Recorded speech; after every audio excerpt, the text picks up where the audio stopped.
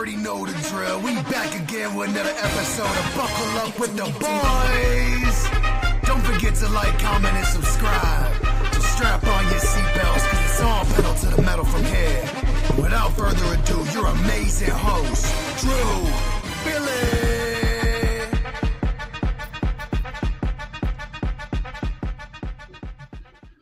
Welcome back to another episode of Buckle Up with the Boys here with your host, DB, and host Trevor and DB. Trevor, how are you doing on this beautiful Tuesday night again? I'm going to say we've actually been getting some fantastic fucking weather. Yes. Last week or so. I mean, heat's still here, but who cares? That's why I have a pool in my apartment complex. I can just go right up there and right. You get to go. But yeah, a very eventful week, huh, Billy? A lot of stuff we can talk about, and a lot of unfortunate tragedy that took place. Obviously, we lost Ozzy earlier in the week. We talked about that a little bit last week. That was a little bit closer to the show. Did want to offer some thoughts on Hulk Hogan passing. There were some tributes to him on Friday Night SmackDown and on Monday Night Raw. Very touching tributes. That's honestly one of the things that WWE does best. But just to shed some light on Hulk Hogan for a little bit. I mean, I can't do the justice that the WWE superstars that knew and met Hulk Hogan and even wrestled with Hulk Hogan back in the day can do, nor can I do justice to the comments that Vince McMahon put out there, one of the more touching and heartfelt messages that I've ever seen from him. So definitely go check that out. But just from my perspective on Hulk Hogan, I know that he's an icon. He's an absolute titan of the industry. Would not be here today without him. Wrestling would not be what it is today. Through him, beating the Iron Sheik, starting Hulkamania, all the way through the NWO, getting the hottest storyline, I would say, in pro wrestling history to that point, revitalizing the business, revitalizing how talent are treated and how they're paid, and then him eventually returning home to a raucous ovation and having one of the greatest WrestleMania matches of all time with The Rock at WrestleMania 18, a bit of a passing of the torch moment there. So just through and through, Hulk Hogan is a legend that will absolutely never die. Mm-hmm. No matter what you think of Terry Bollea and what he put out there over his time on this planet, especially when he was getting later on in years, and at one point exiled from WWE due to some of the comments that he made.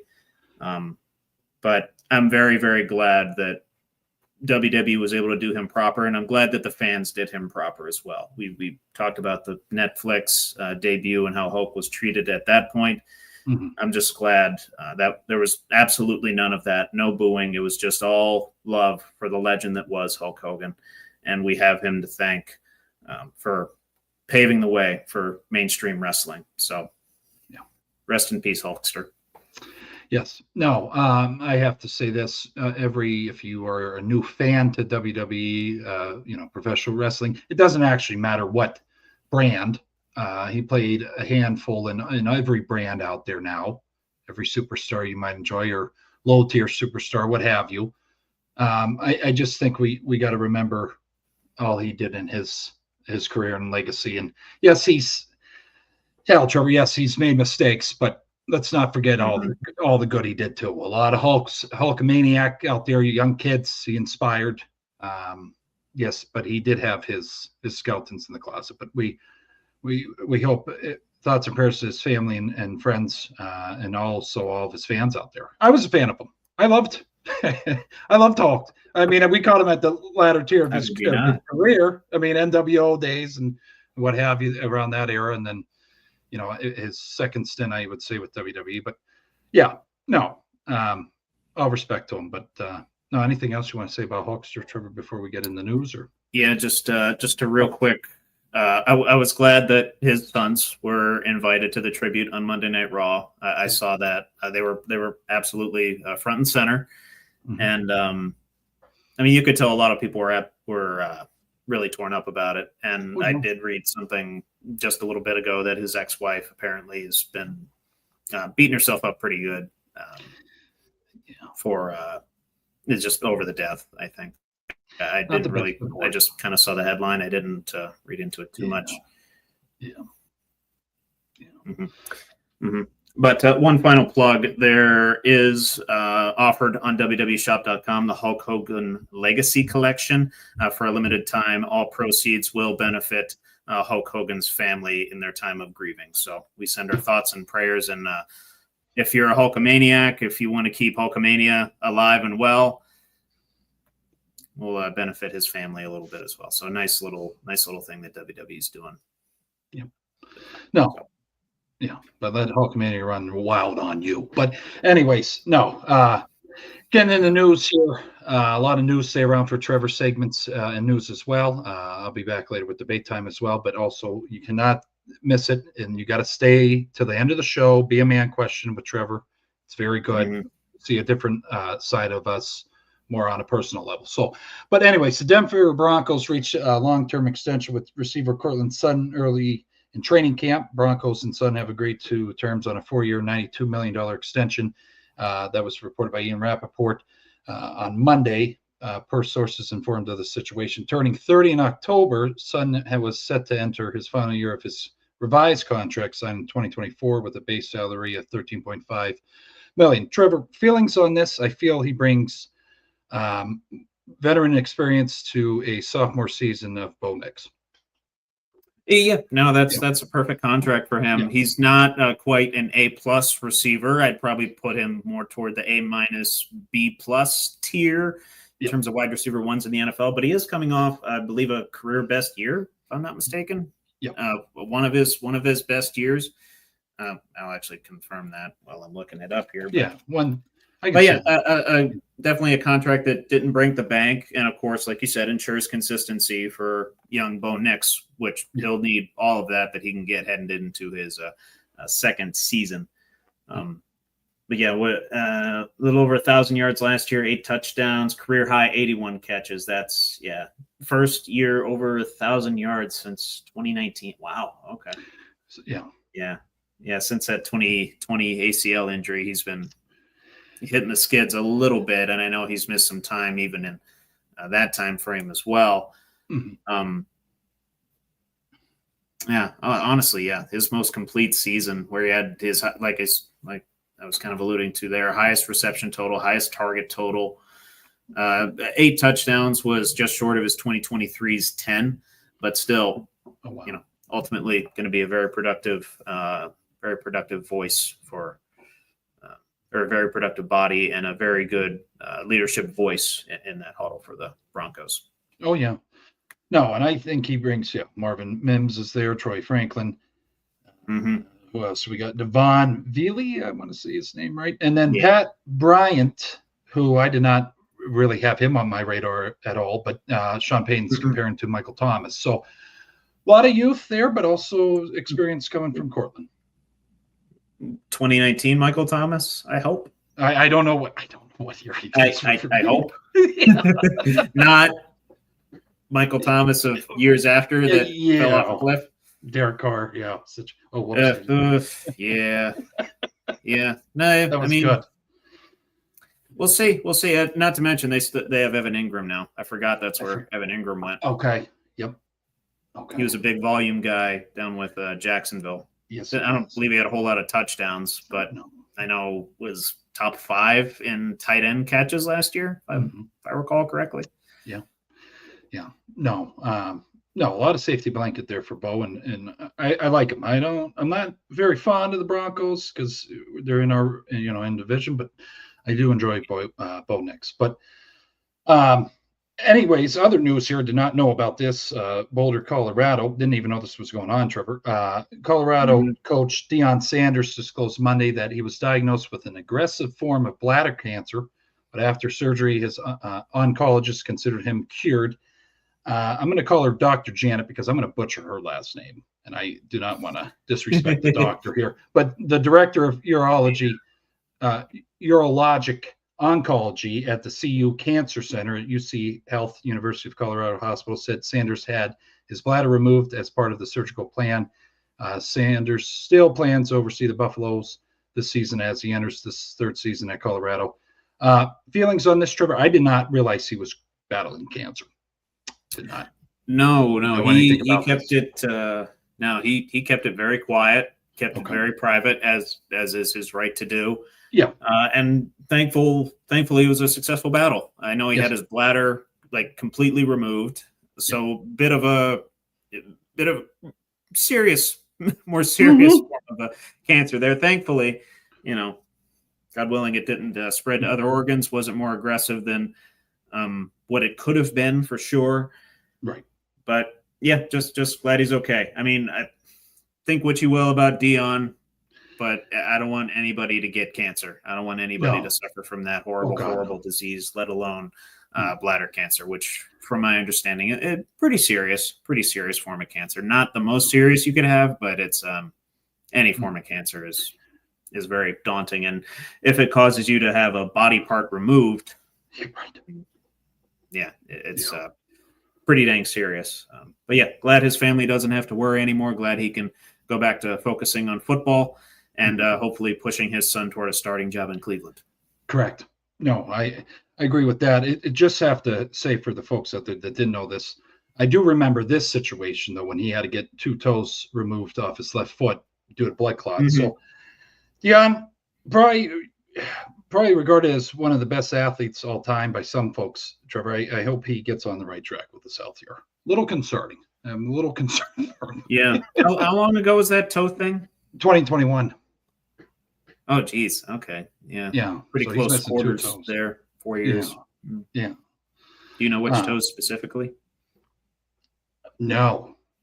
If it was a big toe, I feel like the balance. It'd be a balance. Yeah. Yeah. But no, we do not know what toes. I don't think it was. I don't think it was big toe. He seems pretty well nimble. He's still nimble. For 58, Yeah. Yeah, he looks good. But anyways, no, we wish him luck with his health journey, and also good luck coaching this season for the Colorado Buffaloes. But Cordell Patterson, this was interesting. I actually was right on top of this right when he posted this on X. I got it sent to me. But Cordell Patterson will have to search for that 10th kick return touchdown somewhere other than Pittsburgh. The Steelers released the returner running back receiver on Monday. He was a Swiss Army knife for us. Spent 2024 with the Steelers, rushing 32 times, 135 yards, catching 12 passes for 80 yards, and scoring in 13 games played. He also returned 11 kicks. Sure, I didn't realize this. He played for the Vikings, the Raiders, the Patriots, the Bears, the Falcons, and now the Steelers, and he's trying to find a new home. There's a caveat to this, folks. He posts on X, breaking news, Pittsburgh Steelers release old washed-up Cordell Patterson on his day off. Feelings on his reaction? Is he joking or is he pissed off? Feelings from that tweet? My hunch is he's joking. Okay. Although I don't know. I don't really know much about Patterson's demeanor and his use of social media, whether he's serious or not. I don't follow him on any platforms, to my knowledge anyway. Yeah. So ultimately, I don't know. But my speculation is that he's joking. But he is kind of right in that he was old and washed up. And, he played some decent downs for us last year, but ultimately is a 33-year-old or 34-year-old, somewhere in that neighborhood, running back / gadget guy / kick returner, and we don't really need that cap hit on our roster right now. No. We have Gainwell, we have Warren, we can toss in kick return, and of course we have Caleb Johnson as well that can take the reins at running back. So, didn't really have a spot for him, unfortunately. I hope he does find a spot. He was a good player for a long time, and I know he's hunting for that 10th return touchdown. Yeah. It's unfortunate that it won't be in Pittsburgh, but I'm not upset about the release. I totally get it from the Steelers' perspective. Right. And the NFL didn't really help him out with the rule change last season. But anyways, neither here. Anyway, we bitched about that on here enough. But no, this is another interesting story going on here. Cleveland 4-man quarterback competition will be reduced to 3 for an undetermined amount of time. Kenny Pickett, such a shame, suffered a mild hamstring injury over the weekend. NFL insider Ian Rappaport reported on Monday Pickett was able to finish practice on Saturday after the injury. Kevin Stefanski did not want to give too much detail into what happened there, Trevor. It happened at the end of practice, so he said there a couple days ago. And then what else did he say here? I'm not going to get into specifics on the injury other than to tell you he's going to do everything in his power to get back ASAP. Feelings on Kenny's, I guess, chances in the running here with going down with an injury with 4 freaking quarterbacks battling here for, I guess, 3 spots. Does that hurt his chances? I never want a guy to get injured. No. I never want that to be the cause of him potentially not having a roster spot. Correct. But that could be the reality of this situation. I know it's said he might get back in a couple of days, might be a couple of weeks. He's day-to-day right now is his official designation. At least that's what Stefanski was alluding to. Yep. So, yeah, I don't know. I don't even know if he was going to win the job. If I'm being totally honest, I don't know who's winning that job as it stands. I don't think it's Shedeur. It might be Flacco. It's probably not Gabriel. No. If I had to guess, and this is a guess, if I had to guess, it's probably Flacco. Yeah. But again, I don't know. It's a very contentious situation. And I know that Mr. Haslam came out, had some comments in regards to the GM kind of overriding everyone and taking Shedeur on the last day of the draft. Ultimately that's the GM's call, and it's Stefanski's job to start him or to bench him and blah, blah, blah, blah, blah. I'm like, you weren't talking like this when you drafted Manziel. I'm like, It's a fucking shit show. If your organization's not in simpatico like that, I mean, I know it's Cleveland, so I wouldn't expect that. But to be that open about it while still trying to conceal it says a lot about what they are as an organization and how grateful we should be that we're not that. Right. Well, argue all you want about the Steelers' draft philosophy and overall approach to the game, Tomlin's approach to the game, how it's too defensive in an offensive league, blah, blah, blah, blah, blah. Mm-hmm. But at least everybody's on the same page about it, right? Right. We're moving in lockstep with each other. Cleveland, I don't know what the hell they're doing in Cleveland at the most important position in football, by the way. I didn't know what they were doing when they got rid of Baker and brought in Watson. I still don't know what they're doing in relation to the quarterback position. It's been futility in this Browns organization since 1999, since I was in diapers. Yeah. 27 years later, damn near 27 years later. Yeah. And they still haven't figured anything out. I think since Tim Couch. I think that's what Timmy. Oh yeah, Timmy. Mm-hmm. I think that's what started. Oh yeah, he was their first. I think he was drafted first, but he was their first pick. Yeah. And then it just was their first pick once they were reincarnated. He had a job for I think 3 or 4 years. Yeah. Which ironically was one of the longer tenures of any Cleveland Browns quarterback during this time span. Yes. But since then it's been bust after bust after bust after bust after bust. And obviously we're way past the point of blaming the individual quarterbacks. We know it's a systemic organizational thing, but to be that open about how dysfunctional it was in the draft room drafting Shedeur, it's interesting. It's interesting. I'll leave you with this question, and for the folks out there too, before we move on to this other segment that's going to be most interesting career you've ever seen. Kenny Pickett. Kenny Pickett. Yeah. In his limited time so far in the NFL, yeah. He'll be going into his, his 4th year? I believe it's 4th year. 22, we got him. 5th. Yeah, he was drafted 22, played 22. This will be 22, 23, 24, 4th. Okay. 4th year. Yeah. Yeah, he could be on a couch. Yeah. But instead, he was kneeling at the Super Bowl. And it still fucking drives me in the biggest ring ever among Super Bowl winners. Yeah. No.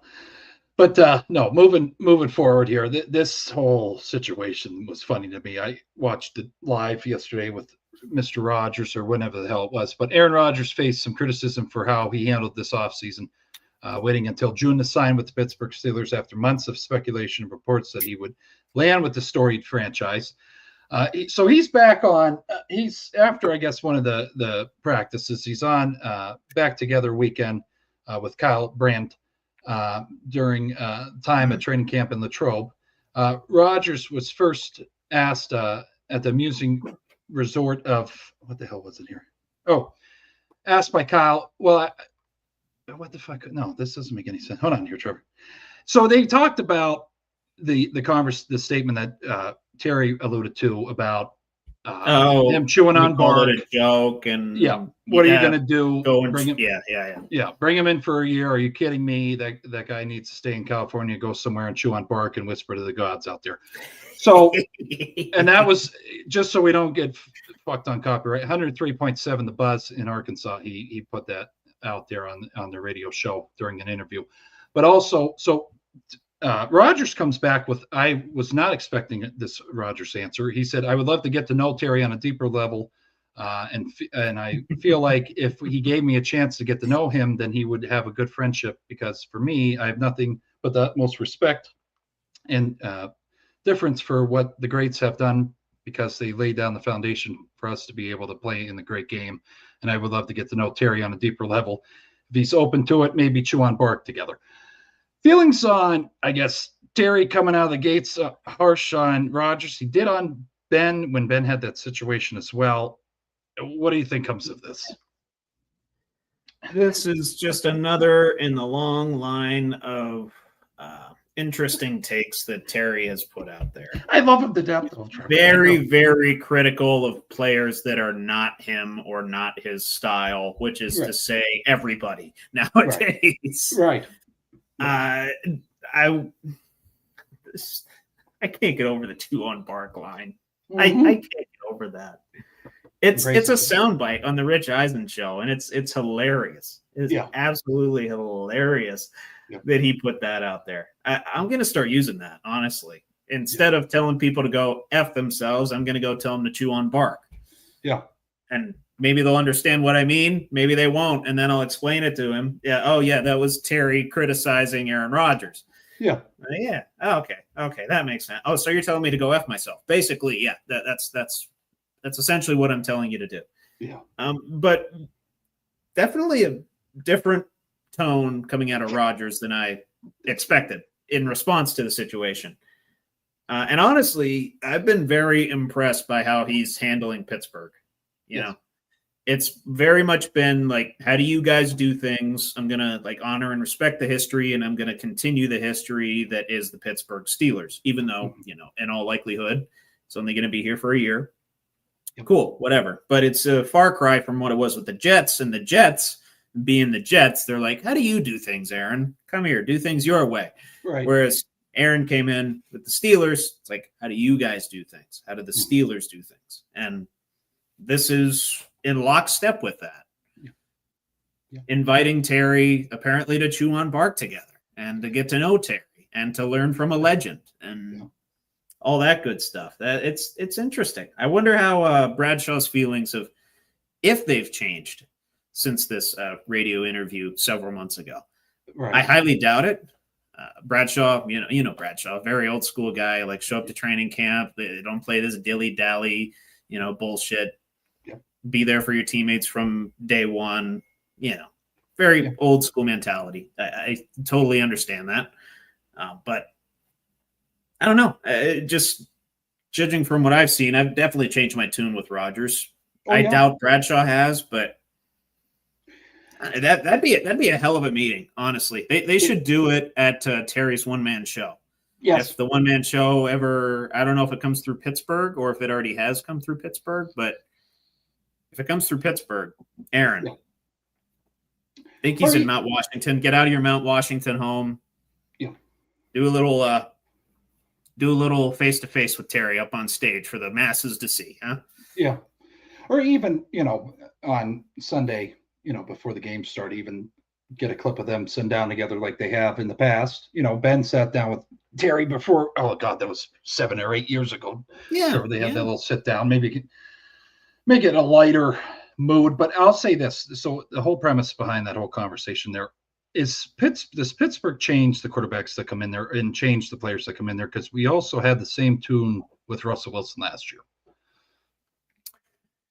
I think it's a culture thing. We have a well-established, well-rooted culture that's been in place since the Knoll days, really. Obviously, it's evolved with the game a little bit, with the change in the playing style, it going to a more offensive game, and Ben just absolutely slinging the ball around for 500 yards at a clip. We wouldn't have seen that back in the Terry Bradshaw days, but the attitude, the mentality, and the approach to the game are pretty much the same. Okay.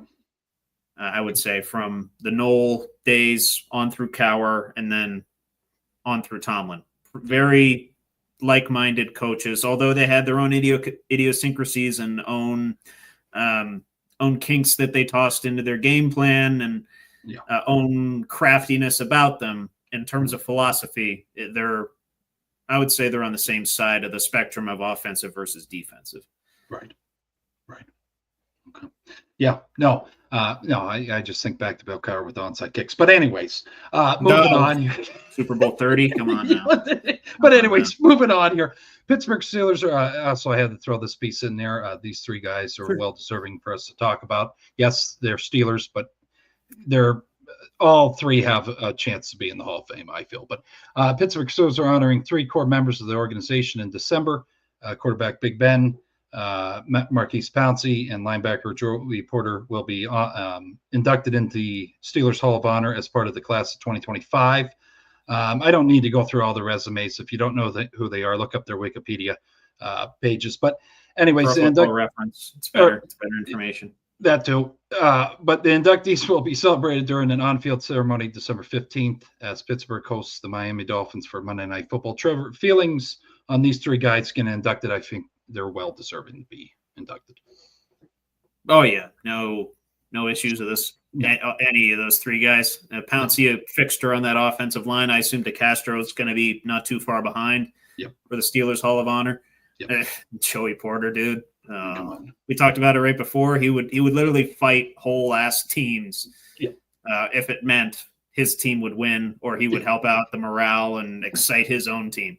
Yeah, he did it. He did it when he left the Steelers. He did it when he was on the Steelers, and he did it when he came back to the Steelers as a linebackers coach later on. Yeah, so no brainer on all three accounts, and I don't need to go into how much Big Ben helped the franchise. Right. Everybody knows that. Yeah, and if you don't, just look up Big Ben highlights. Look up his Pro Football Reference page. Yeah. Maybe focus on the post 2006 stuff. Yeah, I agree. Yeah, like post Cowher, more Tomlin era stuff. Super Bowl 43, honestly, would be a good place to start. Oh, yeah. One of the greatest drives and throws of all time. Yes. Oh, no, I'm getting chills just thinking about it. But anyways, make sure to mark your calendar. December 15th, they will be inducted on Monday Night Football against the Dolphins. But Justin Jefferson, preparation for 2025 season, has encountered an interruption, Trevor. Heard this news. I got a little sweaty, and I think a lot of fantasy football people got a little sweaty because he's dealing with a very mild, yes, in quotations, very mild left hamstring strain. Kevin O'Connell told reporters on Friday Jefferson will be held out of practice and reevaluated this week. It was next week when it came out. But Jefferson has experienced his hamstring issues, and this is what I'm worried about. The right hamstring sidelined him for 7 games back in 2023 season. Trevor, any concerns here with him getting back on the field for the start of the season? Not really. Okay. Not really. From most of the reports I've read, it's not a serious hamstring injury. It's something he's dealt with before, knows how to, short-term rehab it.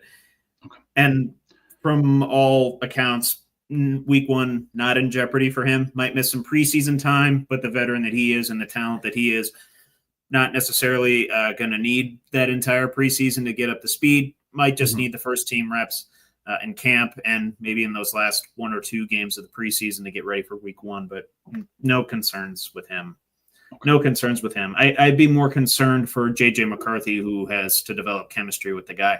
That's what I'm. So hopefully, if they come out and they're a little bit cold, they don't know how to work with each other yet. Mm-hmm. Although, given Sam Darnold did it last year and got Jefferson, 1,800 yards or something. Mhm. I got a feeling most quarterbacks should be able to get Justin Jefferson the ball. Yeah. He's down there somewhere. Right. No, but we wish Justin Jefferson luck with rehabbing that and getting through that. But also, okay, so this guy's high on my list. I already enjoyed his play, even though he's on the Commanders. But Terry McLaurin reported to Commanders training camp on Sunday without a new deal, Trevor. This is kind of unheard of that we've seen in past years, but isn't ready to practice with the Commanders yet, or with his teammates yet. The star wideout receiver was reinstated to the active roster upon his arrival, but was placed on physically unable to perform list with an ankle injury, the team announced. Head coach Dan Quinn's happy, he reported, and that's basically all we have, Trevor. But on the business side of things, are you proud of him for showing up, even though the deal's not done? Okay. Yeah, kind of similar to the Micah situation, a potential hold-in situation. At least he's around his teammates. He's talking to his, developing chemistry with his teammates. Yeah. And I know officially on the PUP list for now. Yep. For now. Yep. Just rehabbing that ankle. Yep. Another guy that I'm not too concerned about its availability week 1 for the injury side, but it's more for the contract side. I don't know why they're messing around with getting him a deal. Could be a cap issue, but he is a cornerstone of your franchise, your clear wide receiver 1, and a guy similar to the Cortland Sutton situation. You want to give some consistency to your sophomore quarterback at the top level of the wideout spot. So get it done soon. Get it done soon if you're the Commanders. I think it will get done. I think it might be similar to the TJ situation, an issue of guaranteed money, and maybe where he fits in terms of the rest of the receiving group, because he's not quite a Justin Jefferson or a Jamar Chase. He's not, that high, but he's not quite a Cortland Sutton either. He's a little bit higher than that, I would argue. So kind of got to find a middle ground between those classes of receivers to get him a deal done. Okay. Yeah, no, we'll be tracking that. I think, we've been tracking it all summer, but good on him going to practice. We're proud of you, Terry. Hopefully everything works out. But anyways, last portion here of the news I have, but Breece Hall, I enjoy watching this guy play. I don't know if people have got to catch any of the Jets games last season. He didn't have much to work with, but I think he's a hard-running, mean son of a bitch. There goes the motorcycle across the road there. But anyways, isn't expecting his payday to come down before the 2025 campaign. Hall said Saturday that he isn't concerned about his next contract. He simply is focusing on proving his worth this season. So I could go through the whole article here, but in essence, he's saying he sees the other guys that they have at the running back position that Aaron Glenn has brought in. Braylon Allen was already there, but Isaiah Davis is next in line as well. I believe they drafted him in this last draft. But I might be wrong on that. But I will say this. You feel Breece Hall's the better option out of those 3 guys. Oh, no doubt about it. That's what I don't know what the fuck. Yeah, no, I don't know why that's a question. They're not. I don't know. Why is that chatter among Jets media? Yeah. Aaron Glenn's just not wanting to work out a contract. He wants a prove it year. It's like Najee situation, kind of. Prove it in a sense. Okay. Yeah. Well, I mean, the injury concerns were there in 2022. Yeah. Not really in the past couple of years. He started 16 games out of 17 the last 2 years. Yeah. 5 touchdowns in each of those years. And just short of, what is it? Oh, yeah. Close to 600 receiving yards in 23, 483 in 24. Like his scrimmage yards, 1,500, just short of 1,600, and then 1,400. Right. I don't know what the issue is. Maybe the touchdown production, it's only 9 and 8 total, 23 and 24, but like the dude's a freak athlete. Yes, he is. He reminds me a lot of Le'Veon Bell. Not quite to the peak that Le'Veon Bell had, but similar stylistically. And you're able to plug him into the slot. You're able to throw him the ball out of the backfield, and he's able to be a patient runner too. Offensive line needs a little bit of work on the Jets side, but No, when he hits the hole, man, and when he is able to catch passes and work horizontally and north-south, he can do it equally as well. I don't understand why the prove it year in a league where I would think you're trying to get guys signed as early as possible because the cap keeps going up and up and up and up and up. Right. So, Yeah. No. interesting perspective from Aaron Glenn. I'll just say that. Maybe that's why the Jets are still the Jets. Well, and here's the other argument I'll make, and you alluded to the touchdown production. You got to get down the fucking field for him to have a chance. He can't break off these 40, 50-yard runs that I saw him do last year all the time. Like, that's just not in this modern-day NFL game. There's no chance. So you got to help the running back out if you want him to get production. Maybe throw out the freaking Garrett Wilson, or I'm trying to think who else they have in the receiving core. I can't think right now. But I have their depth chart up. Okay. Reynolds, Lazard, I got Allen there. Mason Taylor's their tight end. Okay. Yeah. So you fucking use those guys, and then, it's not that hard. Hand it off to Brees. He'll get it in the end zone. You got to be down there for him to get touchdowns. Right. So whatever. But yeah, we wish you luck, Brees Hall. Hopefully Aaron Glenn gets his head out of his ass, because he had a nice conversation with Aaron Rodgers for 30 seconds and made him fly across half the country. But that's just what we were reported. We don't know the truth, and we're just guys that enjoy sports. So going over to Trevor's segments and news, I'll be back later with debate time.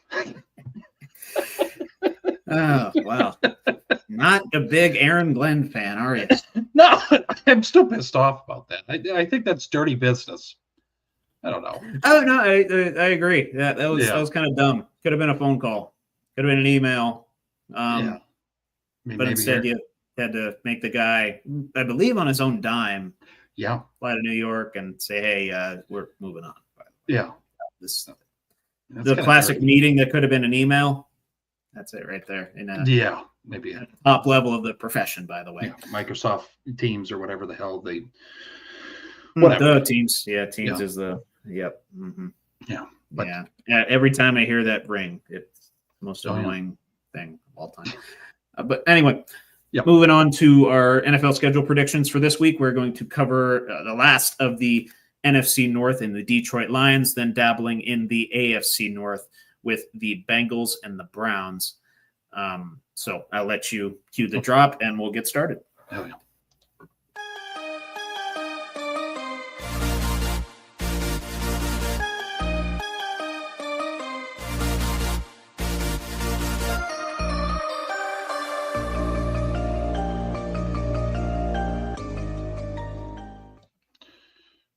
This week's edition of NFL predictions for the NFL 2025-2026 season schedule with Trevor Dinsmore. Gracias, mi hermano. Yes. So I figure we could start by wrapping up the NFC North, and then we can have our pick of the litter between the Browns and Bengals. That sounds wonderful. It really does. Okay. Yeah. Okay. I know you're all juiced up to get to Detroit, so let's start out hot. Yes. And you scroll right to their schedule here. I got to scroll down. I literally just completed Cleveland's right before we started. But so with Detroit coming off a, 15-2 season in which they went actually undefeated on the road, undefeated in division, did not have a playoff win to show for it. Were bounced by the surging Washington Commanders, but now coming back, retaining a lot of their core, really. Amon-Ra's obviously back, Laporta, Jahmyr Gibbs, and their defense is actually going to be healthy this year. Yes. I hope, maybe. Yep. They're coming back healthy. I know a lot of their leaders are coming back healthy, which they even kind of won a lot without them last year. Kind of nuts. Mm-hmm. A lot of primetime action for these guys here. Week 3 at Baltimore on a Monday. Week 6 at Kansas City. That's a Sunday night game. Then you go week 7 versus Tampa on a Monday. Week 11 at Philadelphia on a Sunday. Week 14 versus Dallas on a Thursday. And then doubling back, week 13 versus Green Bay on Thanksgiving. Yeah. Which I kind of forgot to allude to that last week. I totally forgot Thanksgiving was November the 27th. That's all right. That's okay. Yeah, but anyway, starting out with a couple of division matchups and then a tough Baltimore Ravens team. You go at Green Bay versus Chicago, then at Baltimore weeks 1 through 3 there. 2-1. 2-1, lose to Baltimore? Yeah. I don't know why. It's at Baltimore. Baltimore's going to be very, very tough this season. It's honestly going to be a whale of a ball game right there. It could go either way. It really could. Yeah. I mean, those types of games, you tend to default to the home team. That's what I've done as well. Yep. Starting out 2-0 in division, then losing to a very good Baltimore Ravens team. Yes. Then they take a trip. Well, they delve even further to the AFC North. They face off against Cleveland. Then they go at Cincinnati, at Kansas City those next 3 weeks. 3-0. 3-0. Okay. I'm high on them, man. I'm digging it. The Chiefs and the Ravens are the biggest question games here, I think. I got you. Now, I actually have them losing to Cincinnati. I think Cincinnati at that point is going to have something figured out. It's probably going to be a high-scoring game. The defense for Cincinnati, I mean, it can't be any worse than last year, but I think that's just one where Joe Burrow does, in fact, get the best of his opponent, and Jared Goff and the whole Lions offense just outscores them some way, somehow. Mm-hmm. Cincinnati lost a lot of close games last year, a lot of close games. Yes. And they were 1-4 in games in which they scored 33 plus or something like that, or they lost 4 games. That luck's got to change a little bit, right? They got to win some close games, and when they score a shit ton, they're going to have to win a few. So I'll give that one to them. Yeah. Week 8 is their bye week. Then surrounding that, week 7, they go versus Tampa Bay. Week 9 versus Minnesota. I don't see any issues here, Trevor. 2-0. 2-0. Okay. Yeah. 1 loss so far on your end. Yeah. I have them actually losing to Minnesota and starting out a weird 5-3. Okay. Beating Tampa Bay, though. Beating Tampa Bay. Yeah. Then they go at Washington, at Philly versus the Giants. 2-1. Drop it to the Eagles. Okay. 2-1. Drop it to the Eagles. Down there at the Lincoln. Yeah, that's one I have Philadelphia getting as well. Could be a cold weather game by that point in time. Getting into November football weather, so probably starting to get cold down there in the Philly area. Mm-hmm. And Jared Goff and outdoor games, those don't tend to blend very well. Although he kind of proved the doubters wrong last year in that regard. Yep. But I'll say regression to the mean for Jared Goff in outdoor games on that one. Yep. But win the other 2 games, beat Washington. I don't know if I have the Giants winning a game this whole season. Sorry to the Giants. Yeah, but I might gift them a couple, but I don't think I have them winning a game yet with the rest of these other. No. Moving on, weeks 13 through 15 versus Green Bay versus Dallas at the Rams. And I'm trying to stay close to that because I think they can get where they were last year. I don't think they're gonna have low single digit. They got fucked over down there at Dallas before. I'll go 2-1 here, Trevor. They lose to the Cowboys. They lose to that. I mean, they beat them. Was it 48-9 or something last year on Dallas's home turf? Yeah, I'll go 2. Yeah, just a weird feeling about it. Mm-hmm. Okay, I don't know why. So you have them at 3 losses so far. That would put them, if you have them winning the rest of their games, that would put them at a loss behind their pace from last year. I do have them losing 1 game in this stretch, and that's to the Rams on the road. Whose house? Rams' house. Rams, I think, are more of a legit Super Bowl contender than people even realize. Oh, yeah. Especially, with Devontae there now. And I think that's one that Detroit is going to drop. It's an indoor game. It's in LA. And honestly, there might be majority Detroit fans there, but yeah, I can't go against late season Rams with the way they surged last year. So I'll give that one to the Rams. Finalizing their schedule last 3, you go versus Pittsburgh, at Minnesota, at Chicago. You have them beating Pittsburgh.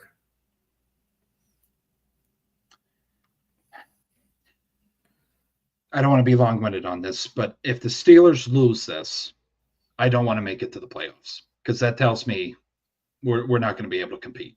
So this is a deciding game here for me for the season, where the hell we're going to be going. So I'll say 2-1. Steelers beat them. Lose to the Steelers. Okay. Because I'm And hoping. then beat. You're hoping? Yes. Up Boswell's That's a foot. hope victory more so than is there a path to victory there? Because we go to Uh, Detroit for that one.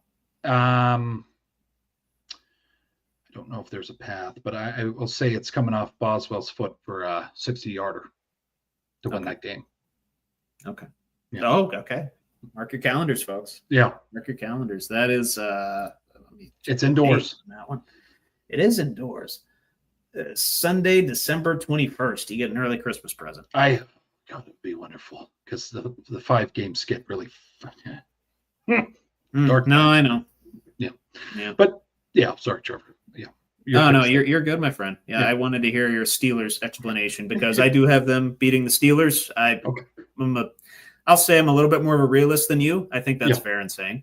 Yeah. So just being a realist, I don't think we're beating Detroit late season. Dan Campbell, I don't think that's going to happen. Okay. And then finalizing their 12-5 season is what I have them at, with wins at Minnesota, at Chicago.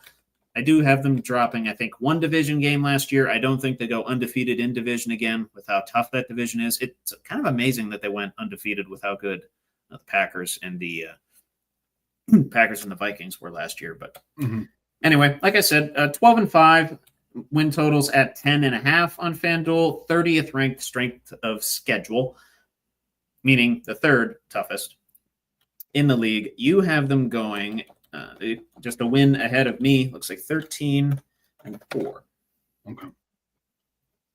Comfortable with 13-4? Fuck, 13-4. I could see him at. I can do math here. 14-3, somewhere around there. Yeah. Okay. Yeah, totally fine. I mean, they were the beneficiaries of some luck last year. Won some close games. Oh yeah. Also lost some close games, most notably to the Bills there. But I think naturally a little bit of regression is going to happen. But I think you still see a hungry Detroit team by the time you reach the playoffs. I think they're going to be a little bit more motivated. And if I'm being totally honest, I don't see them not repeating as division champs. Okay. Like I have Green Bay at 12-5 as well, but I have Detroit sweeping Green Bay, so that gives them the division. Right.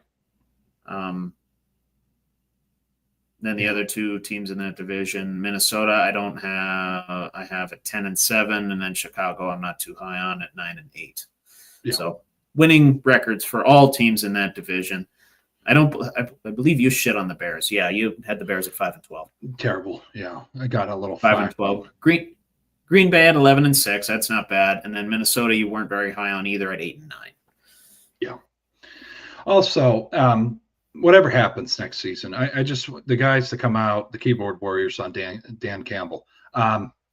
He's the best fucking option for Detroit. He literally has rebuilt that whole football town. So just want to throw that out there. Whatever happens, he's the guy, in my opinion. So just have to say there. Because they get very loud, Trevor. They got very loud when they lost in the playoffs. We lost a playoff game after 1-15-2. Stop. It happens. You got your first playoff victory since 1991. Chill. Right. Okay. Broke the curse. There you go. There's curse of Bobby Lane. Done. You win. And now now people are talking about you as legit Super Bowl contenders. Correct. So chill. Right. Do you want another 50 years of obscurity? More than 50. You want another how many years of obscurity? Right. I didn't think so. Shut up. Right. Yeah. Yeah. Anyway, now we have our pick of the litter of our native Ohio teams. Hopefully the Ohio boys are watching. Are they Browns or Bengals fans? Some of them are like they Bengals fans?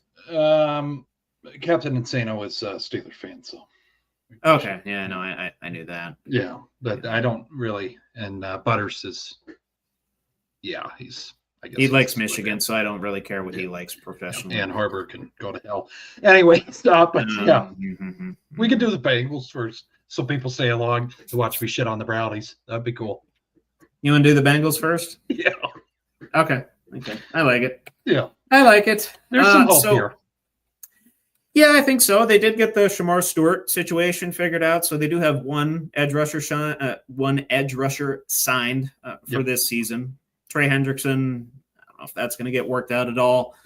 And they did lose Mike Hilton as well. I forget exactly where he signed, but I know he's not on the Bengals anymore. Dolphins, yes, thank you. Yeah, all the He was a fucking fixture in there. Fixture as a nickel corner, slot corner for them for a number of years after he was a Steeler. all the Steelers are going to the Dolphins, Trevor. No, I know it's kind of weird. Although this one was Bengals, then the Dolphins. But we have a weird thing with the Dolphins. I know.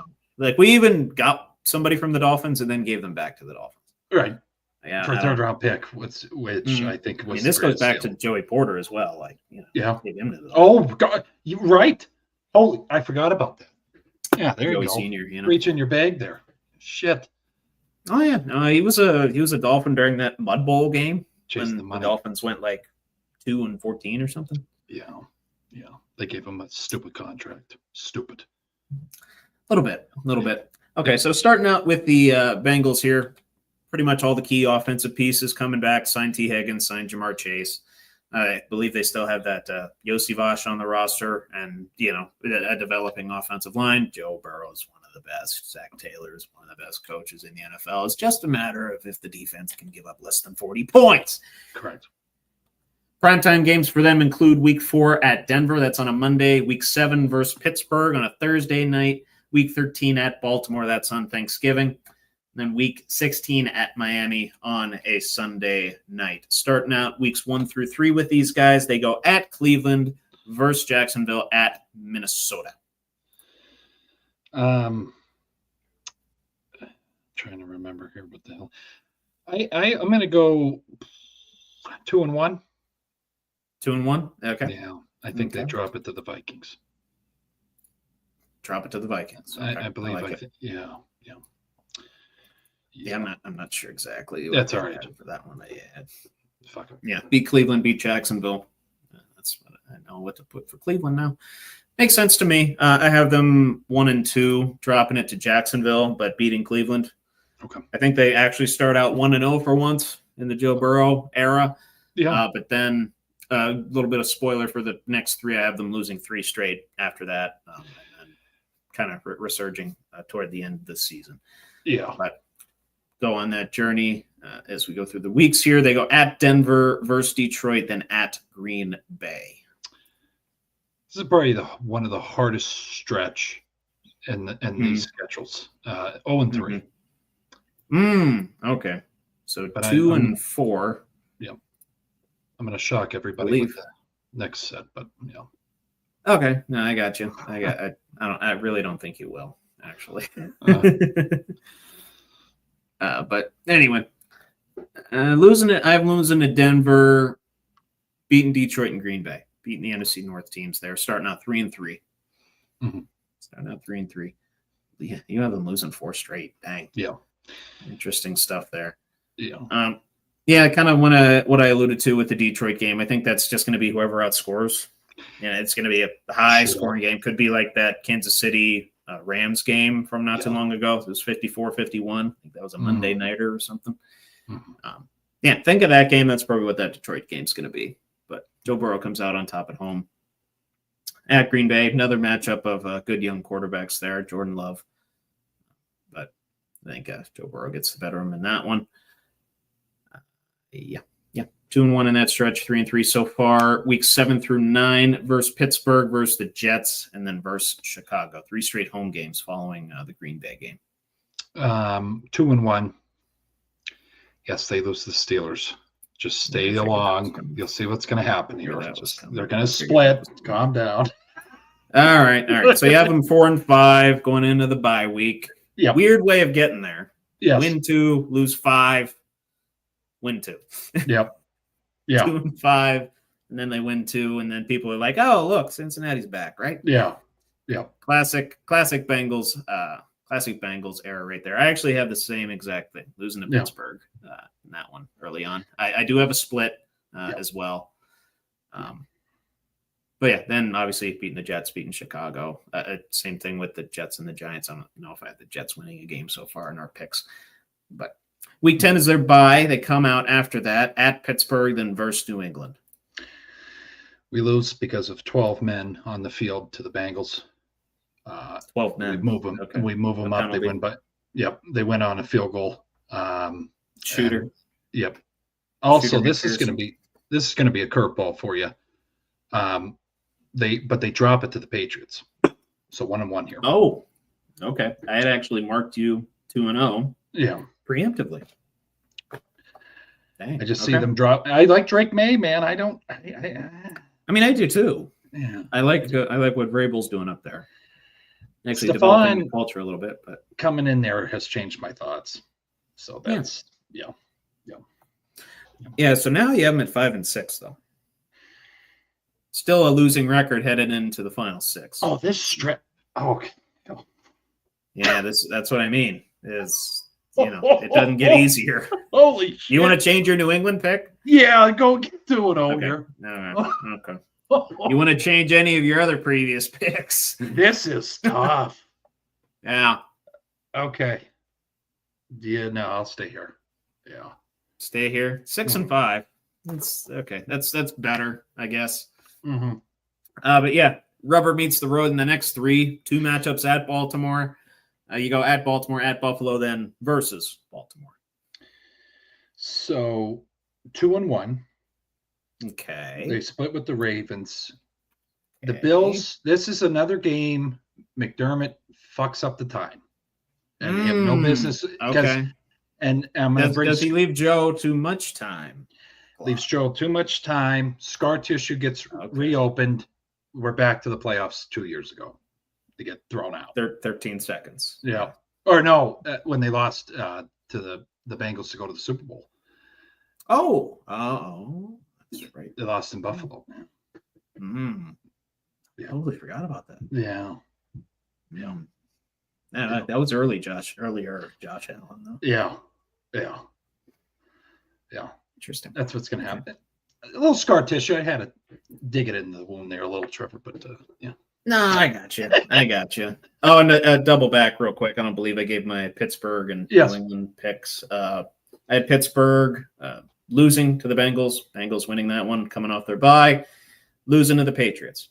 Actually, I had a loss to the Patriots as well. I understand you had to kind of adjust where your head was at. And then 2-1, lose at Baltimore, beat Buffalo, and then beat Baltimore at home. Yeah. Yeah, I think there's a real legitimate chance they split with Baltimore. I believe both matchups last year were decided by 6 points or less, if I'm not mistaken. Very close. Yeah, I mean, it plus division game. It's going to be close as hell. 35-34 versus Baltimore last year, and then 41-38 in overtime. Like, one of those has got to reverse, right? Yeah. Just law of averages, like, let's get Cincinnati a win here. They finally come through. And on that 35-34 one, they had a chance to go for 2 at the end of the game, and ultimately Joe Burrow threw an incomplete pass. Tough. But yeah, tough one. Gets a little bit easier for the last 3 here. At Miami versus Arizona versus Cleveland. Here's another gift for you Hootayers out there. 3-0 to end the season. Okay. Excellent. Okay. I like it. Merry fucking Christmas. So joyous over there, Billy. Like, I knew you were going to be so joyous talking about our division rivals this week. I can't wait for the Ratbirds next week, honestly. Yeah. That's going to be fun. Be fun. So you have them going 4-5, but then after their bye week, let me do the math in my head here. 7-1. 7-1 to finish out the season. Yeah. I see. So 11-6. That's pretty good. That's playoff worthy right there. It's going to be close in the North. It's going to be very close. I'm telling you. Oh yeah. And I'm going to be shitting bricks all through December. Oh yeah. I can assure you of that. It's going to be very, very tight. And I preemptively did. I just kind of felt like it last night. I did Baltimore's schedule as well. Yeah. Spoiler, I do have them winning the division, but it like you said, airtight. Yeah. I have the Bengals going 11-6 as well, winning those last 3 games of the season against Miami, Arizona, and Cleveland. But we're both in lockstep with the record. Pretty similar pattern as to how they're going to get there too. They're going to have a late season post-bye resurgence, similar to last year when they were 4-8 and they won out, but still unfortunately needed help on the last day of the season and didn't get it. Went 9-8. Oh, I know. It was nice. It's nice watching the quarterback documentary and Joe Burrow sitting there on the couch suffering. I understand. I understand. Yeah. But yeah, kind of a similar arc to last season, and just a similar Bengals arc to what it's been with Joe Burrow. Mm-hmm. I don't know what it is. He just kind of resurges late in the season, and everybody's like, "Oh, this is the team you don't want to play in the tournament." It's like, right, makes sense. And I'll say this similar thing. I think they actually just get to the tournament this time. Yeah. Anyway, just before we go to the Browns, just so I don't feel bad because it was very harsh on the Bears last.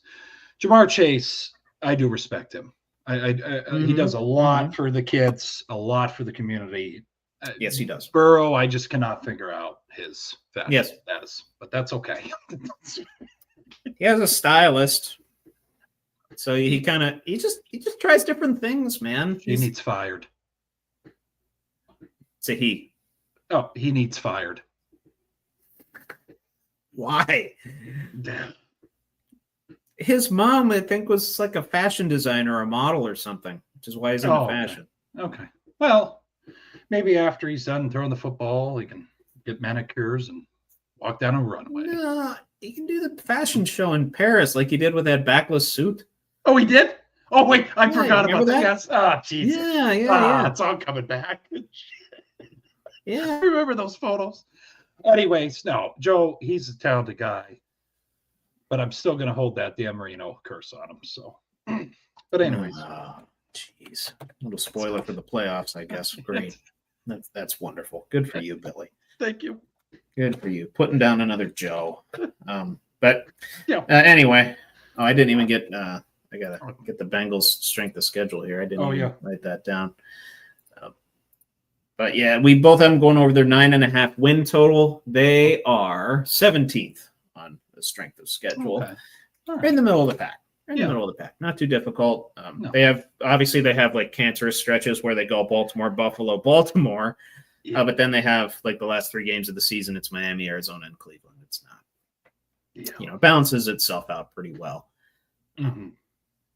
So, 11-6 for the Bengals on both accounts for us. Now on to the Cleveland Browns. And we've talked about them at length. I don't think anybody in this chat watching this live needs a review of what the Browns have gone through this offseason. So we're just going to dive right into it and say they start Cincinnati, Baltimore, and Green Bay. And by the way, their only primetime game, Week 5 in London against Minnesota. It's not a good sign at all. No. 0-3. Same. Yeah, not good. Same. 0-3. It gets really bad. At Detroit versus Minnesota, at Pittsburgh. Even if Flacco's at the helm, I still have 0-3. I have them starting 0-6 as well. I looked at their schedule and I literally don't know where the wins are going to come from. I have no earthly idea where the wins are going to come from. A couple teams coming up that they could beat, but then leading into their bye week being Week 9, Week 7 and 8 versus Miami at New England. Here's a gift: 1-1. They beat the Dolphins. We're in lockstep, dude. Yeah. Game for game so far. Yeah. But yeah, no luck in Foxborough, huh? Against Vrabel and the boys, Drake May and the boys. No, I'm vibing with that. Yeah. After their bye week, they go at the Jets versus Baltimore at the Raiders. Holy shit. Yeah, good luck. I'm trying to find. I had to dig for wins. I did. This might be worse than my Saints depiction of the season last year. I think he had them with 3 wins. I don't know if we're going to get there. 0-3 here again. It's just Jesus. This is it gets like 1-10 so far. It gets 1-10. Believe it or not, I actually have them going 2-1 in this stretch, beating the Jets, and somehow, some way, just finding a way to beat Lamar Jackson in Baltimore. Wow. It's one of those weird division upset type of games. Uh-huh. Baltimore doesn't obviously go down twice, Cleveland losing pretty convincingly to Baltimore earlier in the season, but they let one slip and then lose to Vegas. To Vegas after the emotional high of Baltimore, crashing down against Pete Carroll. Doesn't get much better after that, toughness-wise. Versus San Fran, versus Tennessee at Chicago. 1-2, beat the Titans. Okay. Same. So 2-12? 2-12 so far? Oh, my God. And then doesn't get any better. Buffalo, Pittsburgh, Cincinnati. And FYI, I had the same thing as you. Beat the Titans, lose to San Fran, Chicago. I could be a real dickhead and say the Bills drop it, but it's not. 0-3. Okay. It's 0-3. The Steelers, if they somehow, the only way we lose here is if it's a whiteout like last year's game. And I was flipping the fuck out during the whole thing. Yeah, that was classic Mike Tomlin trap game. I believe we were coming off of I can't remember what game it was the week before, but I remember it was like down to the last minute, pretty emotionally charged, and then we were kind of worn out going into that Thursday. Yeah. But yeah, you have them at a record of 2-15. And my question to you is, at what point does Stefanski get fired? I think the GM gets fired. I like that. I think the GM gets fired. The GM, but not the coach? Not the coach. Wow, okay. That's pretty rare that, they get rid of just the GM. I think just from our little conversation there, I don't know if it was before or during the fucking up. If he's kind of overplaying his hand over Stefanski, and it doesn't, I don't know how much communication, because Stefanski knows football. He knows what the hell he's doing, Trevor. He's very smart. Yeah. So I'm worried that it's a title thing, and I'm on the higher. I'm higher on the totem pole. You listen to what the fuck I say, and I'm going to draft. I'm going to give you a shit, but try to sculpt it into a Picasso. I mean that's what I think is going on. I say week 7, he's gone. The GM. Okay. Because we're going to have a debacle. I think Flacco flops. Kenny's being a sissy with the hamstring. I don't know what the hell's going on. And we got Sanders worried about being in a Chipotle commercial. I mean, this is going to be fucking highlight. Is he in a Chipotle commercial? I don't know. You're going to see him somewhere. Steve's going to be getting blown out. It's harsh. And Gabriel, I think he's a nice kid. I think he's just on this fucking roller coaster. Yeah, I don't know if he's not really an NFL. No. I think he's prototypical NFL though. But anyway, last 3 games, losing all of them, 4-13. 4-13. I have them. You gotta be a and special. Both going under their 5.5 win total, and makes sense with the 31st ranked strength of schedule that they have. I'd like to see where the fuck they're finding 5, because I think you struggle to find 4. You know what I mean? Like, you really got to think here. Literally, I kind of did. I gave them a win against Baltimore. Like, I don't. And Myles Garrett's coming out and saying, "Oh, we want to win a Super Bowl." Spoiler: I saw probably not winning a Super Bowl. Holy shit! Yeah. I mean, maybe you beat Minnesota. Maybe J.J. McCarthy's not all he turns out to be. I don't think you beat Pittsburgh. No. Maybe once, maybe in a trap game, but if it gets to that point, I don't see them beating Vegas. Maybe New England's not all they're choked up to be. So, and I know we have our own shit list, but here's 2 guys that I call in the question because of this debacle. Please. And I was trying to be open as possible. I'm trying to be more positive, but this organization's just shit. So I call out the GM. You draft 2 quarterbacks. You could have probably filled spots. You didn't want to do that. Sanders, I think, was a media grab. That's what I think why they drafted him. And then second, Garrett, if you want a Super Bowl, then cut your contract in half, because that's the only way you can build up this roster. They sunk so much money. Should have requested a trade. Right. You're never going to win a championship in Cleveland. I'm sorry. I don't care. Doubt it. Lock all the fridges you want around Cleveland. They're not getting open this year. I think that's right, because they do the beer thing. Yeah. Yeah, you can probably padlock and bulletproof glass in case those. Throw the keys in Lake Erie because you're not getting it open this year. Where Hugh Jackson had to jump. Yeah. One time, you remember? Yeah. Wow, good shit, Trevor. Good shit. Yeah. All right. It's depressing. Cool. Very. You wanted to end shitting on the Browns. Here we are.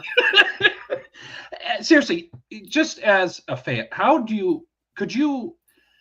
I know you're a Steeler fan, Pittsburgh fan, 76ers, but I don't know. You got to be a special type to be a Browns fan. This organization just, Oh yeah. I don't know how you stick with it. I really don't. I really don't. It's just mind-boggling. But yeah, I got you. No, I got you. But on deck is we actually got a couple 2-team weeks coming up. Okay. Steelers, Ravens next week. It's gonna be a hell of a week. Gonna be fun. It'll be very, very fun. And then Giants, Cowboys the week after. So a couple of quote unquote light weeks for us. Although I feel next week we're gonna have quite the discussion. With the Ratbirds and Steelers involved. So got rivalry weeks there, Trevor. I don't know if you meant to do that. It's very good. Nah, I just kind of the way the schedule worked out. Yeah. Similar to the way the NFL scripts it. Yeah. It's just the way God intended. Honestly, He intended for us to discuss the Steelers and Ravens on August 5th, the year of our Lord 2025. Thank you, baby Jesus. Anyways, just the baby Jesus, not the adult bearded Jesus. Frankie Bobby. Yeah, I think of him like he's playing Skinner, and I'm sitting in the. Anyways, we'll go over to what's. No, Chip. I wanted to pray to the baby Jesus. All right. What's more likely? All right. Yes. Yeah. Thank you.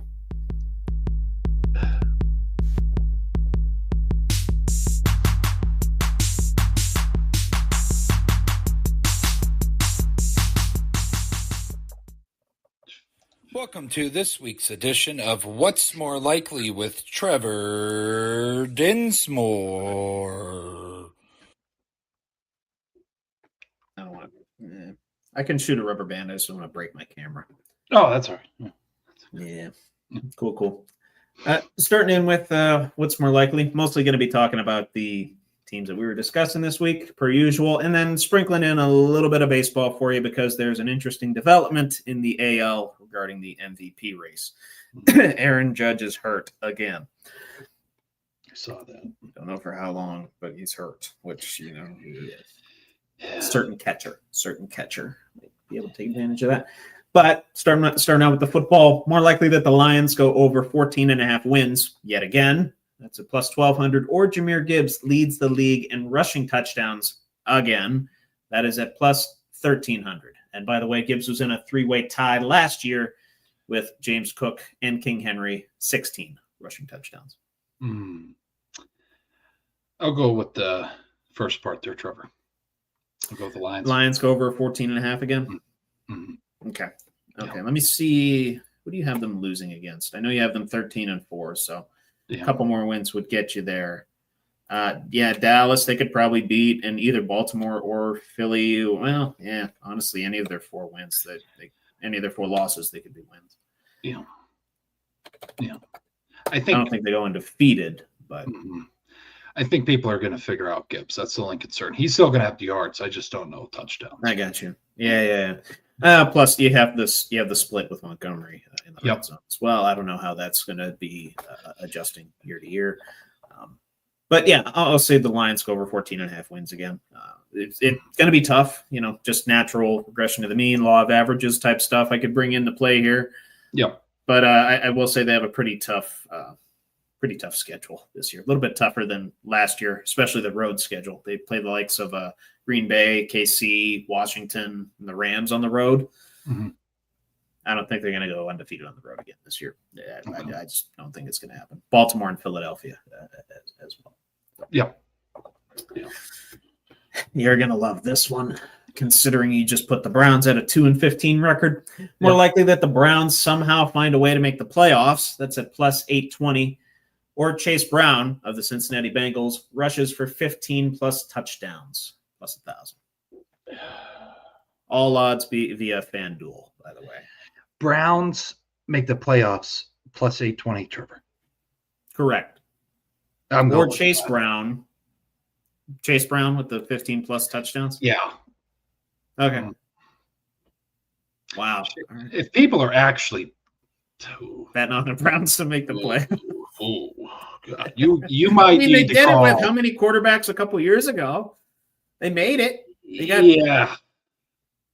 knocked out in the first round, but they made it.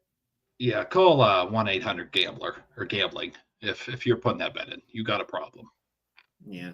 Oh, God. And don't gamble on the fact that the service call representative is going to be a female. I saw that. I did see that video go around. Don't do that.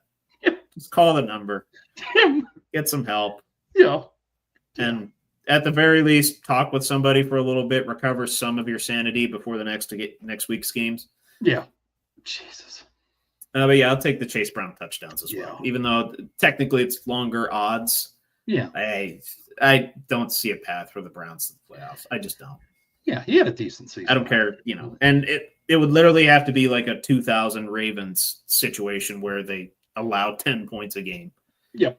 Could happen. They still have a great defense, but yeah. Mm-hmm. Cool. Lockstep, 2 for 2 so far, Billy. More likely to be the higher total this season.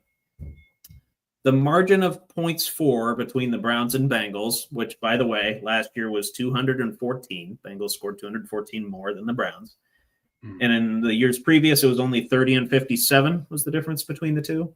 Or Amon-Ra St. Brown targets.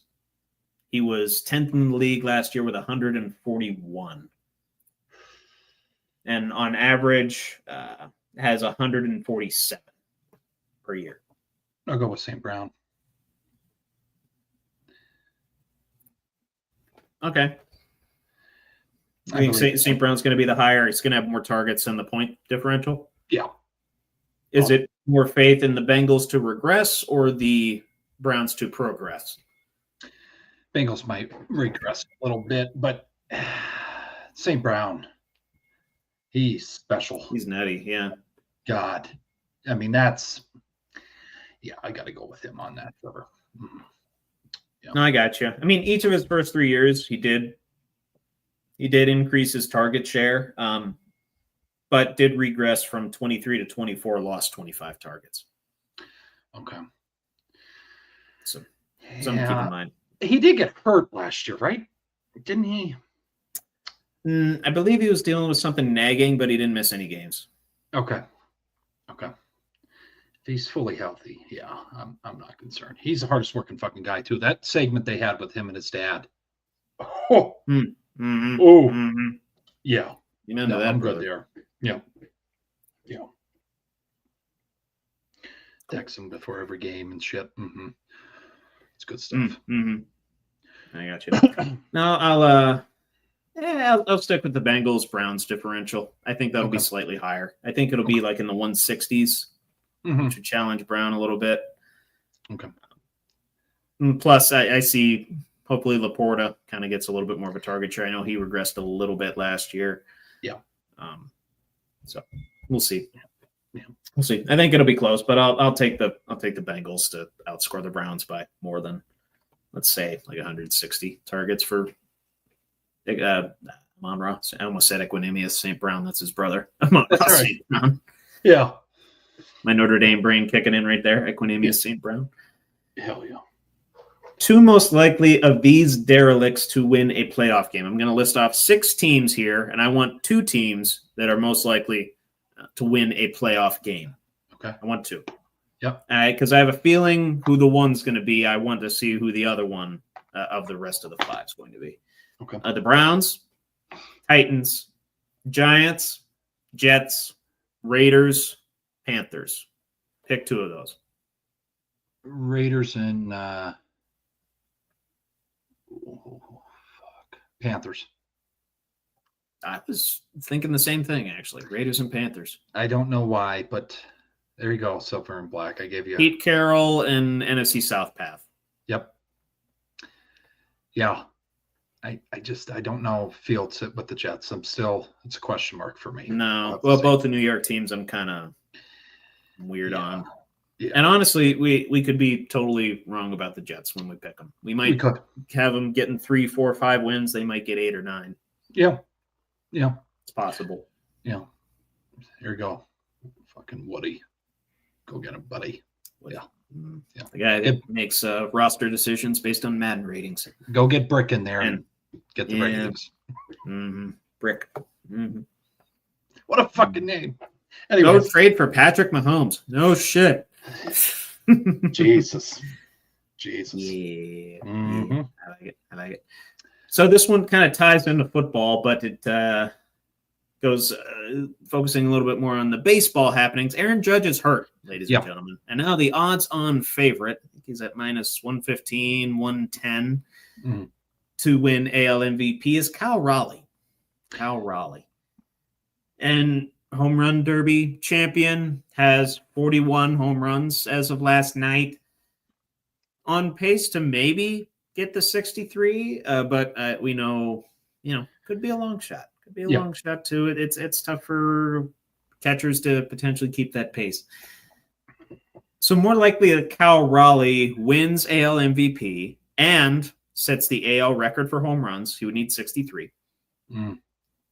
Or that as the Steelers somehow find their way into the top 10 of the 2026 NFL draft. Which, by the way, the last top 10 pick we had was Plexico Burress in 2000. Would have been 26 years at that point. Make sure to take the classes for secure carry, concealed carry. Make sure to follow those rules, folks. Plexico did not. But I'll go with the first part there. I'll go with Raleigh. You go with Cal Raleigh? Yeah, I don't see the Steelers being top 10. No. Okay. I'm in agreement. Yeah. I'm in agreement that he breaks the record and wins AL MVP. Yep. He's on amazing pace. No, he is. Absolutely. Yeah. I mean, we still got a couple months left in the season. He's already at 41. It's impressive. Fuck. Yeah. I don't know if he's going to keep it, and it depends when Judge comes back as well. I haven't heard anything on the there's probably been stuff put out there about the timeline. I've not read up on it. Okay. But just figured I'd toss that out there for you, considering that Cal Raleigh's now the odds-on favorite. It's crazy. It's crazy. Yeah, nutty. Yeah. We were just talking about that not too long ago. Yeah. A couple weeks ago. Here. All right. Yeah. Yeah. Cool. I like it. It. Cal Raleigh, the big dumper. Have you seen the videos of the big dumper at the ballpark? He breaks up couples via cameo style. Oh yeah. Yeah. I saw those on Instagram. Yeah, sorry, Eric. Christina is breaking up with you. Yeah. Nice little take on the big dumper there. Yeah. No, that's good shit. It's good shit. Yeah. Good on the PR department. Very good. Mm-hmm. Oh yeah, just leaned into that beautifully. Yeah. Well done. Yeah. That's all I got for this week's edition of What's More Likely. We're going to move on to a special edition of Yeet or No Yeet. We're going to make our SummerSlam picks. Hell yeah. Running down all 12 matches that will be happening over this weekend. The first ever 2-night SummerSlam at MetLife. Hell yeah.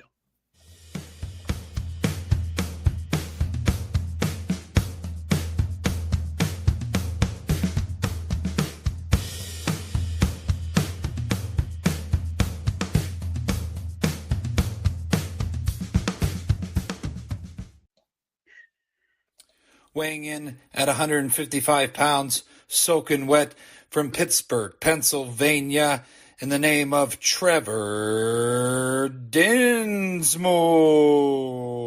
Yeet or no yeet? Hell yeah. Hell yeah. The best I can do with the 12-inch pythons. 12-inch gardener snakes, rather. More beer, more tequila.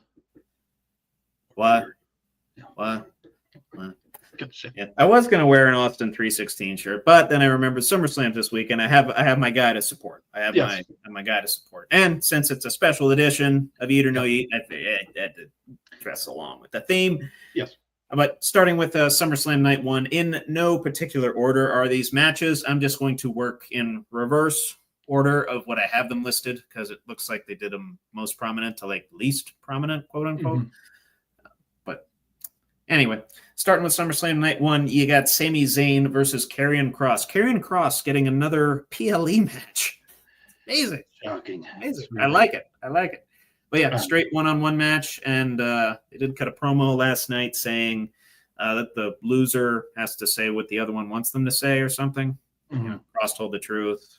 Kross told a lie, whatever. Right. I'm going to go on Sami Zayn there. Yeet on Sami. Yeet on Sami Zayn. Okay. Yes. Okay. Yep. I'm going to oppose you and say no yeet on Sami Zayn. Karrion Kross gets a PLE victory and gets a little bit more into Sami Zayn's head. Oh, shit. Yeah. He's finally doing shit. It's nice. Yeah. No, I know. Like, he's got to get some momentum here. Yes. And quite frankly, I think they want to extend this rivalry out just a little bit more. And then, I don't know, maybe down the line, you get Sammy kind of turning to that side and going after a world championship. He's sexy. I mean, Karrion Kross has a way of turning people heel. Yes. So, I don't know. Yep. I think he'll do it to Sami Zayn at some point, and he'll get some momentum this weekend's SummerSlam. Big tag team matchup. The former Bloodline members, Reigns and Jey Uso, the OTC and the Yeet Meister, versus the new, well, not really new tandem at this point, but seemingly leaderless tandem, although last night was a different story, the way they decimated the former Bloodline members. Braun Breaker and Bronson Reed. Yeah, I'm going Yeet there with the first guys. With Reigns and Uso, huh? Oh, yeah. Dang. Roman and Jay are going to fuck shit up. Okay. All right. Well, I guess we're kind of following a pattern of, are we going to go Yeet on the faces or the heels? Yeah. Well, actually, just Yeet on the faces or no Yeet on the faces. I'm going to say no Yeet on the faces here. I'll say Bronson Reed and Braun Breaker. They continue their momentum of last night. Be a little bit closer of an affair than last night's decimation, obviously. Yeah. But I figured they're primed to break out and make some serious noise. And bold prediction here: Reigns takes the pinfall. Ooh, spicy. That'll be a big jolt to whoever makes that. I would say you make Breaker do that pinfall. It's just the way spear versus spear. Social media shuts down that night.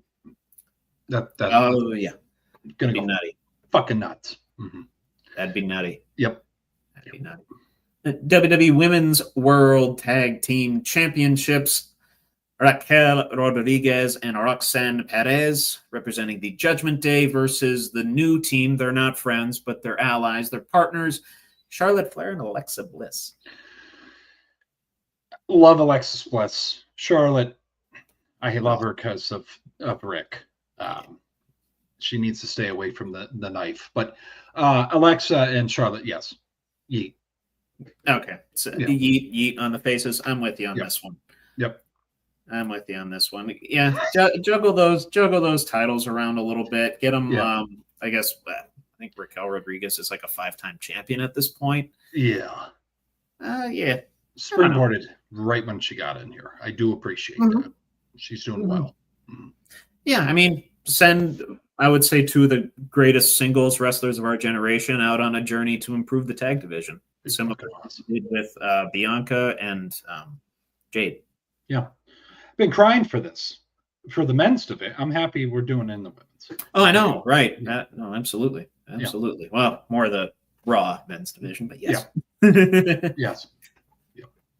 And interesting matchup here that could have some implications with McIntyre's travel issues. Apparently, he had a passport issue. He's stuck in the UK right now, stuck in England. Yep. I did read that it's likely to get resolved within the next couple of days, but still, it's just some interesting developments with that one. And we'll probably see something on the Go Home SmackDown. Randy Orton and Jelly Roll. Jelly Roll. What? By the way, you've seen Jelly Roll? Yeah, he looks great. Looks awesome. He looks good. The Black Hole Slam that he did with Logan Paul on Friday, that looked nice. Looked like he's definitely been working the ring. Yep. Then they go against Drew McIntyre and Logan Paul. McIntyre should just stay in England and then drink his tea and crumpets because we're going with Randy and Jelly Roll here. Eat on those two. Okay. Likewise. Yep. Does Jelly Roll get the pin, do you think? Off the RKO. Yes. Yep. Oh, okay. Randy takes it and says, get down on there. Get down on him. That's what he's, yep. Interesting. Okay. Do you think Jelly Roll pulls out an RKO? I don't know if he's nimble enough for that. Because the Black Hole Slam looked good.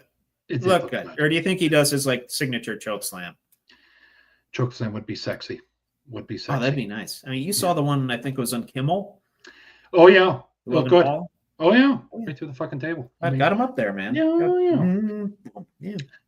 Yeah. Again, I am a little fanboy with nostalgia. Anytime Randy's competing, I want him to win.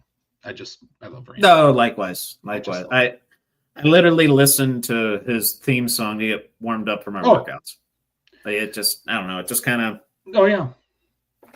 Yeah. Psychs me up. Yeah. WWE Women's Championship match. Two faces here, so we'll say yeet or no yeet on the champion. Tiffany Stratton versus Jade Cargill, Queen of the Ring. I'm going Jade here. Jade gets her crowning moment. Yes. Yep. Yeet on. Okay. Yeet all day. I like it. Yeah, this is the one that I think is potentially our next one, but this one's one of the toughest to predict on this card. I'll go yeet on Tiffany Stratton retaining. Okay. And Jade, she almost gets there. Yep. She keeps working at it. Could be her crowning moment too. Just give it to her right off of the Queen of the Ring. I would totally get that, and I would totally get, either way. I'm okay with this.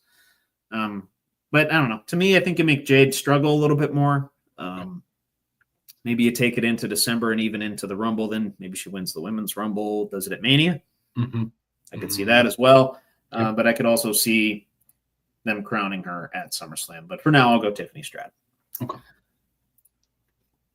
World Heavyweight Championship match, in all likelihood to be the main event of night one.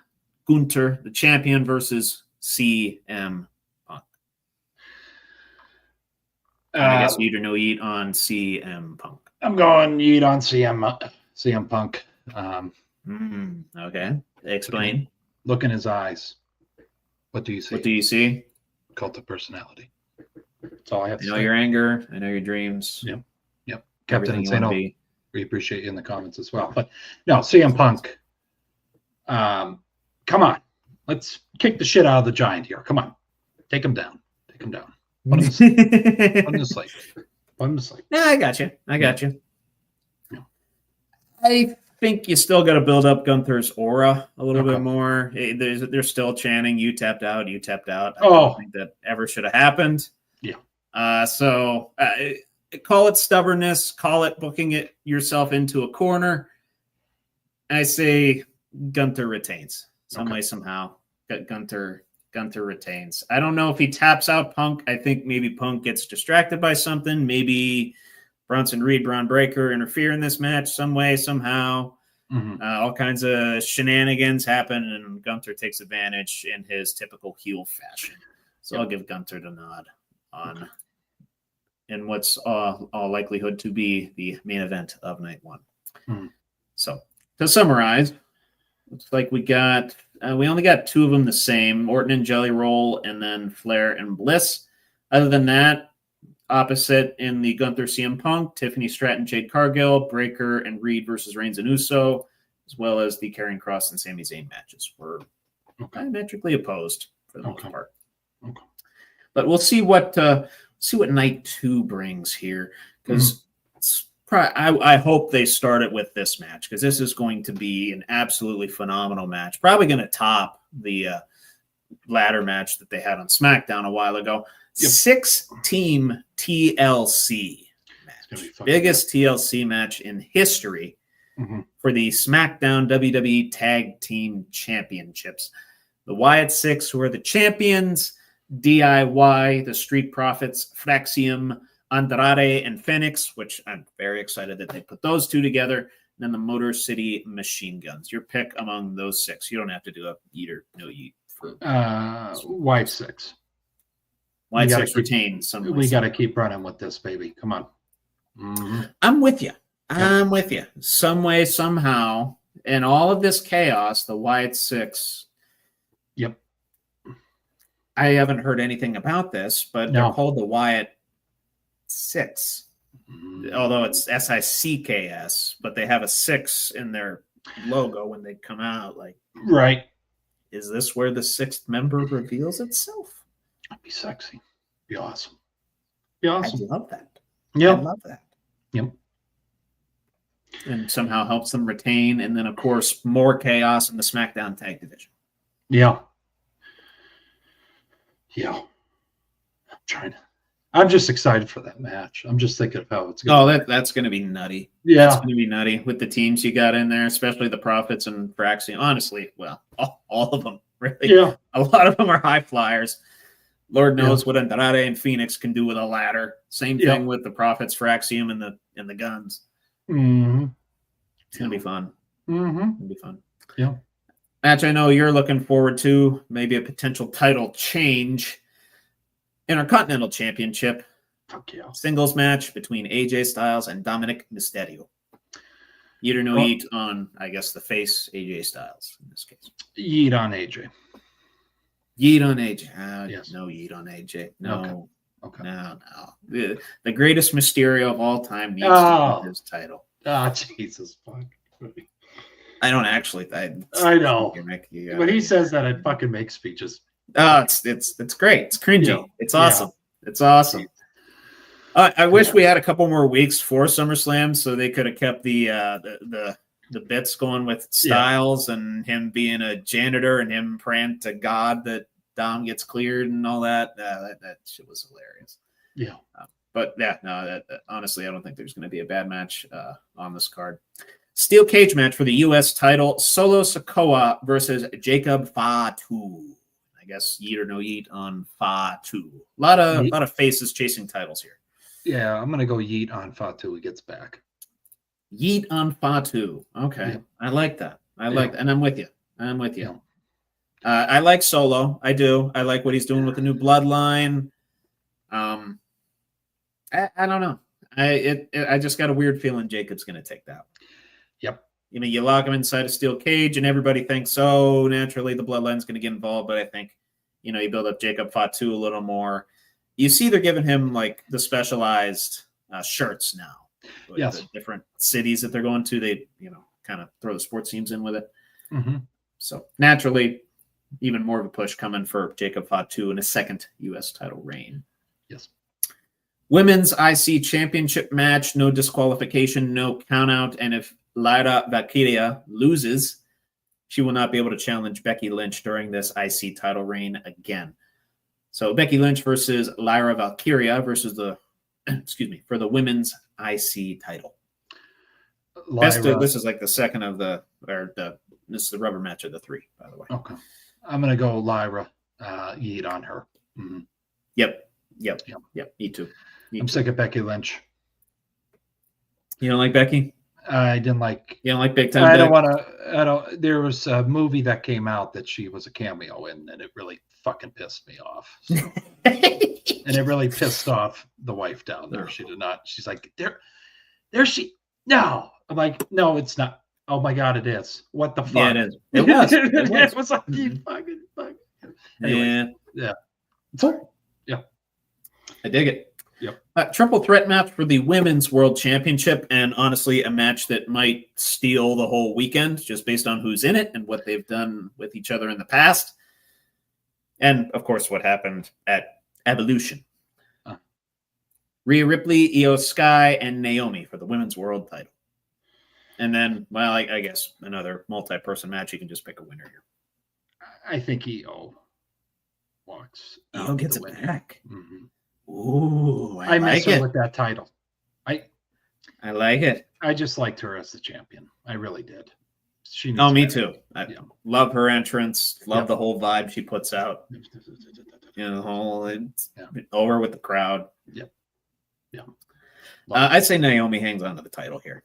She snivels away a way to do it. Like, she's been waiting for this for a long time, and now she's running with this heel thing. Mm-hmm. I don't think you cut this reign short. I think you at least extend it into the fall, maybe even into the winter, and it starts here with a big win at SummerSlam over Io and Rhea. My guess would be Io and Rhea. They have the rivalry going. Io has always beaten Rhea. Rhea's never beat Io. They're just kind of scrapping, going at it, beat the shit out of each other. Naomi somehow takes advantage, sneaks in, wins the match. That's my thoughts. Okay. Likely to be the main event of SummerSlam Night 2, WWE Championship Street Fight between Cody Rhodes and the champion John Cena.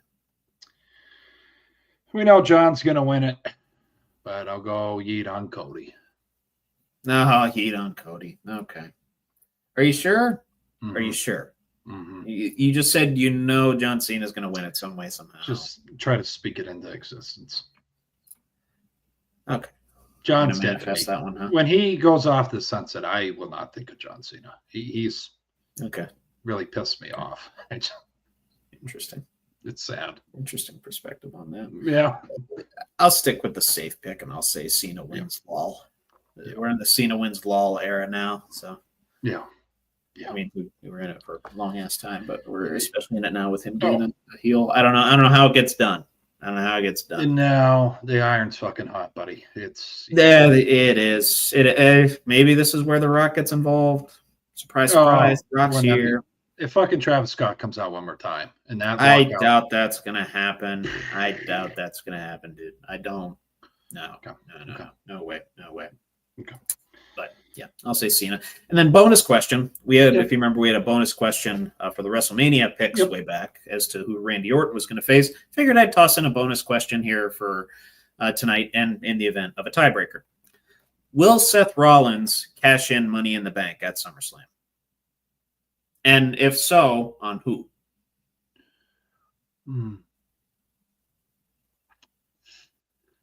Some reason I'm thinking the Intercontinental Championship, if he does do it. No. You don't think so? No. Why would he? No, he wants all the power. He wants a world title. Yeah. I only had listed world title match participants, actually. Okay. Yeah, I don't think so, Trevor. I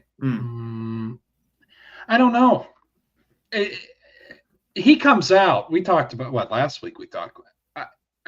Do people get apprehensive on the whole story and the truth that's been told? Like, do they call Levesque in the? That's what I'm worried about. Like, are they going to want that shit to come out after? That's my only. Yeah. That's why I'm struggling with this. Yeah. I don't know. No. And they're leaving it out there because they're. Yeah. I don't think last night they talked about him, right? There's still no talk. Heyman did. Heyman a little bit used his name in a promo. Yeah. Okay. So sprinkled it. He did sprinkle it. I don't know. I don't think he shows up to SummerSlam though. Sorry for the long-winded fucking thing. No. So you're at a no. Yep. No yeet. Okay. Yeah. Okay. No yeah. Honestly, I was kind of thinking the same thing, but the more and more I think about it, how many appearances does John Cena have left? Not very many.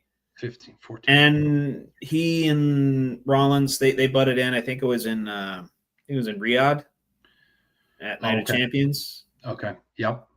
And Cena had to break that one up. So I don't know if.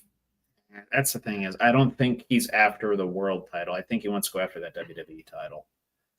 And I'll pose this to you. I don't mean to ask a question within your segment, but no, we got Butters in the comments here, and you're both, I feel, more devout WWE fans because I took that fucking hiatus. Sure. How would you look at the business if they fake this injury and he comes back?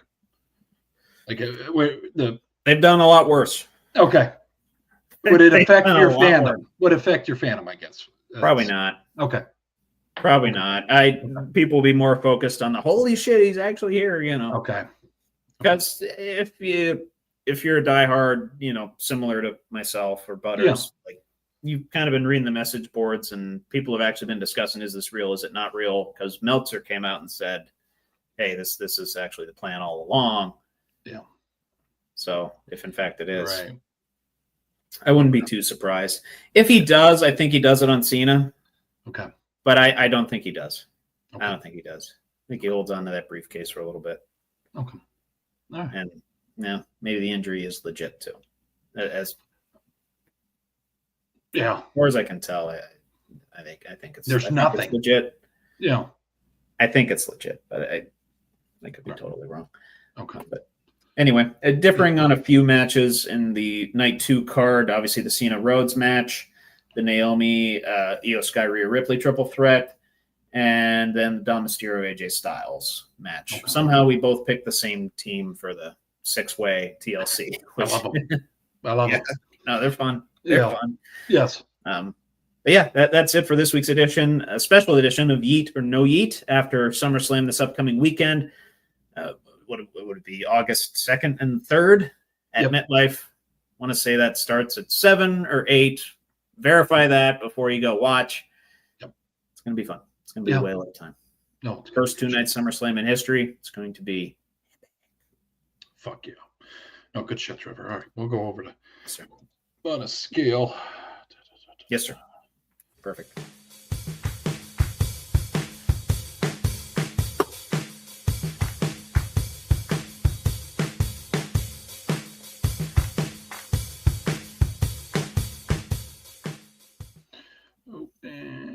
This week's edition of On a Scale of 1 to 10, are they fucked? How fucked are they with Trevor Dinsmore? Hell yeah. That's probably the best draw. I think that's the best draw that we have. How fucked are they? Let's see. We're going to find out here. Let's check it out. Am I going to get squirmy or am I going to be calm? We'll see. Maybe. All right. I brought it up right before the show with the new Madden coming out pretty soon. Do you have an exact date on that? I know you pre-ordered it, right? Yes, it's going to be August 13th, roughly, I think. Hold on here. I want to get this. And does that include early access? Is that factoring that in? Factoring that in if you pre-ordered. Got you. For sure here. So they did announce the 99 Club, and a certain couple of Patricks that people are upset about were excluded. Yeah. But first of all, the 99 Club this year, 7 guys. You got Allen, Josh Allen, Lamar Jackson, Saquon, Jets, Lane Johnson. You can believe that. Lane Johnson. It was a shocker for me a little bit, but that's okay. I respect it. A little bit. I totally understand that. Jamar Chase and then Myles Garrett. Yeah. With Patrick Surtain and Patrick Mahomes being left off there. Especially the Defensive Player of the Year, Patrick Surtain. Yeah. On a scale of 1 to 10, do they fucked? Madden for excluding both of those Patricks from the illustrious 99 Club. I'm going to go 10. Okay. Here's, and I know we're doing Patrick's, but Trevor, we're also forgetting a guy that everybody knows that we both love. Yeah. I call in the question, what direction are we going here? Because if you look at stats from last year, DJ had probably not one of his most productive years. We've documented this on the show multiple, but Miles was fucking abysmal for 6 weeks straight. He had 1 block punt, and they fucking creamed their pants over his. Sorry for the language, but creamed their pants over Miles blocking that punt. She say on this podcast, and you're going to apologize for creaming your pants. But still, I just call in the question: what the fuck is the problem with TJ and Patrick and Surtain and Patrick Mahomes and Patrick Surtain not being included in this list? Also, I hate odd numbers, so that pisses me off too. So 7 in the 99 Club, you don't like that? No, I think being 10, lucky 7. I think 10 sounds. No, I don't like it. No. Okay. No. Not on the slots, but I will. you call into question here what the fuck they're doing at EA. So that's why it's a 10 for me. Yeah, there could be some adjustments coming there. I want to know maybe what I guess Patrick's is or Mahomes is. I want to know what Surtain's is going to be. And if TJ, I will say this, if he's below a 97, watch out on social media because I'm going to be on a fucking tear. Let me see here. Let me look this up. Patrick Mahomes is a 98. What the fuck is he missing out on? Okay. Patrick Surtain is a 97. And you want me to look up the TJ Watt while we're at it? Yeah, I guess you can get the live reaction. Yeah. 97. I don't know what 90. It's 97, dude. I know. Good. I just don't know what those three guys are missing. That drops them down 2 overalls, 1 overall. Yeah. It's all right. Fine. But where are you at? I'm took over here. Probably like an 8.5. Okay. Yeah, I'm a little upset. I shave off a 1.5 because I'm probably not going to be playing Madden too much this year. College football. You know, that's kind of taken over my life. Probably take over my life tomorrow when I get off of work. I'll probably get out at 3 p.m. and then play for the rest of the night. Hell yeah. It's going to be fun. Yeah. But yeah, I'll say, that's still kind of screwy. Yeah. Still kind of screwy. Maybe toss those 3 guys in the 99 club. Maybe there's some adjustments coming along. You know how people like to campaign for their guys on Madden and get ratings changed. So we just need Brick Johnson on this. You know what I mean? We need to call up Brick and Ocho Cinco. Let's come on. Ocho Cinco. Yeah. We'll get him on that. Yeah. On a scale of 1 to 10, do they fucked? Well, I guess this story, this unraveling of the whole Christian Wilkins release. Because apparently there was some issues with the rehab with the foot. He wasn't doing what the Raiders were telling him to do. Apparently came on and kissed a teammate who was unwilling, to mutually participate, I guess. And I never heard this term before in my life. They called him a designated vested veteran as the Raiders cut him and were able to void all of the remaining guarantees on his contract. A contract that he signed last year, 4 years, $110 million, and roughly 85 of that was guaranteed over the course of the contract. Mm-hmm. Wilkins expectedly did file a grievance with the NFL Players Association. It waited until the last day you could do it, though. You have 50 days from the date of dispute. Yep. The dispute happened on June 4th. He filed it on the last day you could, whatever date that would have been. Yep. So interesting. That's the agent there. Yeah. So the whole Christian Wilkins story. Yeah.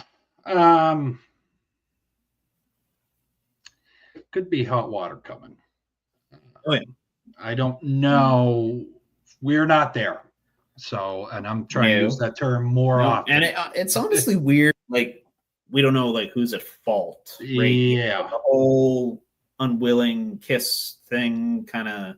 Are we acting on that in a bad way? That's what I'm worried about. Yeah. Are we talking Macho Man doesn't want to be viewed in a certain way because he kissed this Christopher? There's so much that's going to, I hope, come out. Right. So we know. There's a lot of ways to read into it. I think they saved out on $38 million by doing this move as well. Something in that neighborhood. Yeah. So, I know it was around. I mean, the NFL Player Association situation now, this situation, I mean, I'm going to go 10. NFL, it's been an interesting time in the NFL. Very much. Very much. People getting arrested, people not getting arrested. This guy gets whatever. 10. This situation's a 10. Yeah. Because I don't know. I'm in agreement with a 10. Just because of the unknown of it too. We don't know. We don't really know who was at fault now, and obviously it's going to go through the dispute process with the NFLPA. So it's like, okay. But if it comes out that it was because he was acting in a certain way, that his sexuality is, there's going to be some shit. So that's what I'm interested in. Because everybody can play football. So that's where I'm at with it. So yeah, totally. Yeah. I'm not. Yeah. Mm-hmm. That's how I looked at it when I saw the story. I'm like, okay, whoa. Yeah, let's talk about the elephant in the room here. Yeah, no, I get it. I get it. So yeah, doesn't matter to me. I hope he finds peace either way. I hope he finds peace. So yeah, hope he finds a team too, because he's a hell of a talent. If you remember when he signed that contract, he was like the free agent that year. Yes. Yeah. And we were like, gee, put him alongside Mason. That's going to be awesome. Now, this changes my view a little bit on how the Raiders are going to do, because now you just have one primary pass rusher and one, cog on that defensive line, and that's Max. Yep. Max Crosby. So it's interesting to see what Raiders fans are going to think of that situation as well. So, yeah, and I bet you I know a few of them, and Mr. Carroll's really enjoying dealing with this his first season there. So guaranteed. Yeah, he loves it.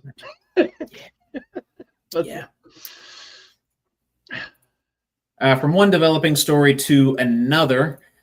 Another layer of this whole Micah Parsons situation coming out with Jerry Jones running his little mouth, and then Stephen Jones running it shortly after, saying something along the lines of he's got to want to be paid. It's like, okay, that sounds like you're saying we need him to settle. He should want to settle because we're paying him a shit ton of money as it is. Yeah. And then Jerry Jones commenting on the noise that's been surrounding this Micah Parsons situation. Called it a faint little sound, quote unquote, in comparison to the CD Lamb situation last year.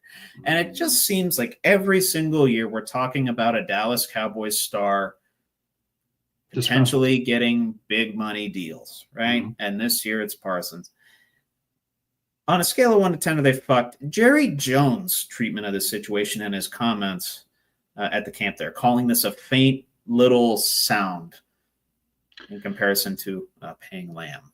It's kind of like, like, who do we value more here? I don't know. I'm going to go 10. You're at straight 10 so far, I think. And the reason I'm going 10 is we saw it with TJ. So Steve Jones, right? That's his name, Steven. Yeah. Steven. Yeah, he's sitting by daddy at the game, basically he's like a puppet, has a hand up his ass. Anyways, I'm just calling a spade, but I'll say this. That tells me, and I would be concerned as a young rising star there, that you don't appreciate hard work. That's how I took his statement. So you see TJ. So like, just use a Steeler, and I don't mean to bring Steelers into this, but Herbig, rising star, plays balls to the wall like TJ. Someday could get a deal like TJ. Mm-hmm. He saw TJ gets appreciated. Oh, I'm going to work my ass off, so hopefully I get that money. I am not getting that sound from Jerry. That's scary shit. If I'm a Cowboys fan, he does not appreciate talent. That's what, and he's basically just a rich Texan using a microphone. Yeah, I'll leave it at that. That's what it is. It's fucking depressing. The Browns and Cowboys. I mean, I get it. He's an owner and he doesn't want to spend big money, but like, and we saw his presser last week. It was with the injury concerns. Like, I don't want to pay players if they might get run over by a car. And it's like, dude, factor that into the contracts then. Or honestly, if I'm Micah at this point, I might contemplate requesting a trade. I don't know if I'd do it. Like, you probably don't make that knee-jerk reaction, but like, maybe you just put the feelers out on that one and then see what happens. I think they need to get the higher ups over there to kind of talk about discussion of Jerry stepping down or something, because it's maybe he might. I think the issue is, and apologize for the interruption. No, right. The Joneses don't want to talk to the representation of Micah Parsons. They had a handshake deal done in March, from what's been reported. Yep. But Micah says, get a hold of my representation, get a hold of my agency.